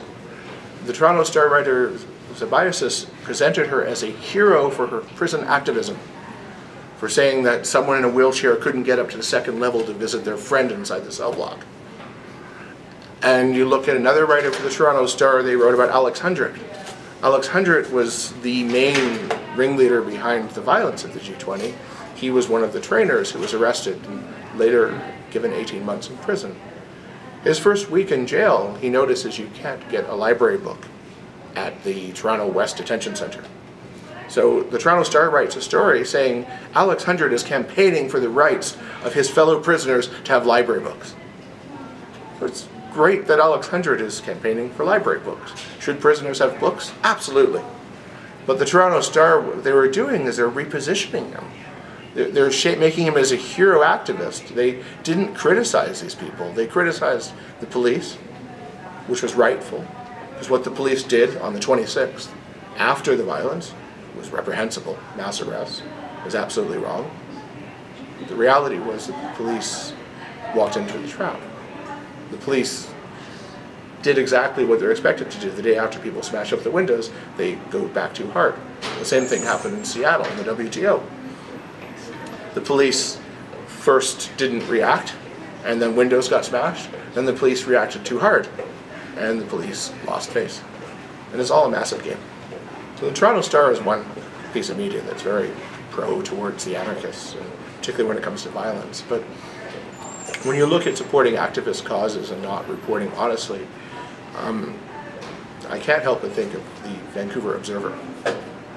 The Vancouver Observer is one of my other favorite subjects. They were founded by Linda Solomon. Linda Solomon is an American who comes from Tennessee, and she comes from a family who's extremely influential. Her father was the head under Jimmy Carter. He was the head of I can't remember which government. So her father was very well connected in politics. She shows pictures of her with great American politicians, and she moved up to Canada. Her brother was already in Canada, Joel Solomon. Her brother leads Tides Canada. Linda comes up here and starts a blog, basically, with a few writers. She doesn't pay them, they're volunteers, and called the Vancouver Observer. If you read the Vancouver Observer, it's like the Inquirer of the environmental movement. Because the stories they're telling are very bent. They're not telling the truth always. They're trying to make things look worse than they are. If you wonder why the Vancouver Observer is so absolutely out of this world on their reporting, is because when Linda arrived in Canada, she published a book, and it said, Why I Love Vancouver. It was a way of getting the love from the city. And it said, written by a Pulitzer-nominated writer. Linda Solomon was not a Pulitzer nominee. Linda Solomon had someone send $50 in an envelope and a letter that says what she was involved in should be nominated for a Pulitzer. But according to the Pulitzer Foundation, you're not a Pulitzer nominee unless you're one of the 3 finalists. So the Vancouver Observer itself is founded on lies, absolutely. Linda Solomon's also a Hollyhocker, so she spends a lot of time at Hollyhock teaching and working there. Her husband, her brother, owns a house next to Hollyhock. The mayor of Vancouver owns a house next to Hollyhock. And so the Observer itself is very much embedded, and the stories I see in the Observer are absolutely bent. I'll share one more, which I'm working on right now, which was the BC Civil Liberties Association is making a complaint against CSIS, saying that they spy on innocent activists. The story was broken by the Vancouver Observer. I read it first and I thought it seemed questionable, but I didn't have the evidence. Then someone I know who was very friendly got a copy of the Freedom of Information request that the Observer got for the story they wrote. They sent it to me because my name was on it, because they referenced one of my stories. But the basis of the Observer story, which became what the BC Civil Liberties Association is now pursuing against the government, was that the government is spying on innocent, regular, non-violent protesters. And they listed some of the organizations involved, the Dogwood Foundation and Council of Canadians and a few others. And it sounded innocent on the surface, but when we jump back to the Council of Canadians, to the Quebec Summit of the Americas, the head of the Council of Canadians, Maud Barlow, said smashing windows is an okay thing, sometimes necessary for democracy. But even more important were the other names of organizations on this piece of paper that the Observer presented as being innocent. Known as illegal, which takes us back to Harsha Walia and Harjap Grul and the people who were at the front of the line at the G20 and openly promote violence. And another of other very questionable organizations. But when the Observer writes a story on this issue, they say, oh, they're spying on the good people and don't mention the bad people named underneath. So there's a lot of problems there. CBC. I find it disturbing a lot of people say, oh, all the CBC is this. And the CBC gets it from both sides. I see the people on the right going CBC is corrupt. I have people on the left going CBC is corrupt because they're not doing our story enough. But it's not the whole CBC. There are people on the left and right on both. But some reporters in the CBC, I noticed one in Hamilton, he was doing stories on the Line 9 occupation in Westover last summer. His first story was just about Westover occupation. His next story had nothing to do with the Westover occupation, but it said, local activists are worried about the police being too heavy-handed and violent with activists. He didn't even mention the fact that a bunch of anarchists are occupying an explosive pipeline. But he also put Lee Reed in the article and didn't mention that Lee Reed, he was an anarchist rapper who was involved in the group, didn't mention that Lee Reed was part of the protest. So you see these strange propaganda stories of trying to get the people of Hamilton to think that the police could be violent, so that when the police make their arrests, and the anarchists ultimately are very well trained, many of these people, how to make their arrest look like they're being violated. There's something you should look up, both of you guys, if you want to see it. It's Sakura Saunders being arrested. think if you type Sakura Saunders arrested in YouTube, you'll find it.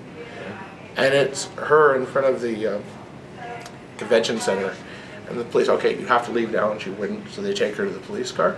And then she starts fighting and dragging her body and screaming like she's being raped. But as part of the training, when you go to Ruckus Society training, they teach you how to get arrested.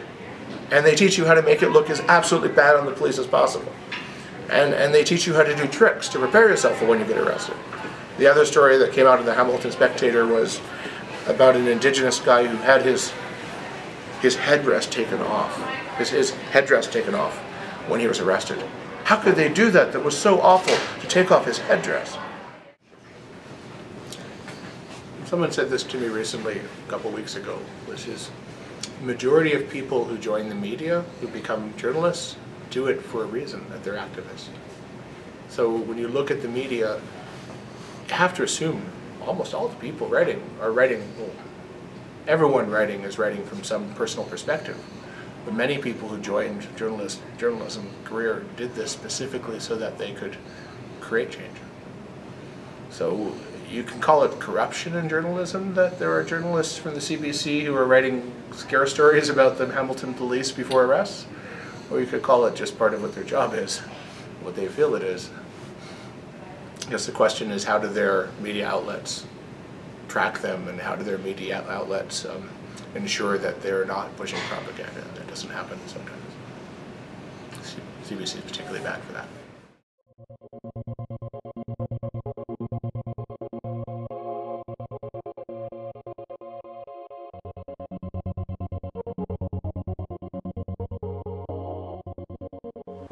I'd like to thank you for taking the time to watch this film.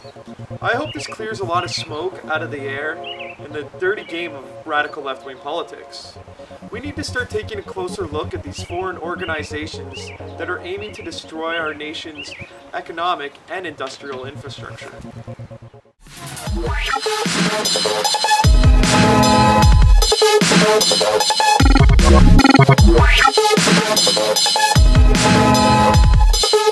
back.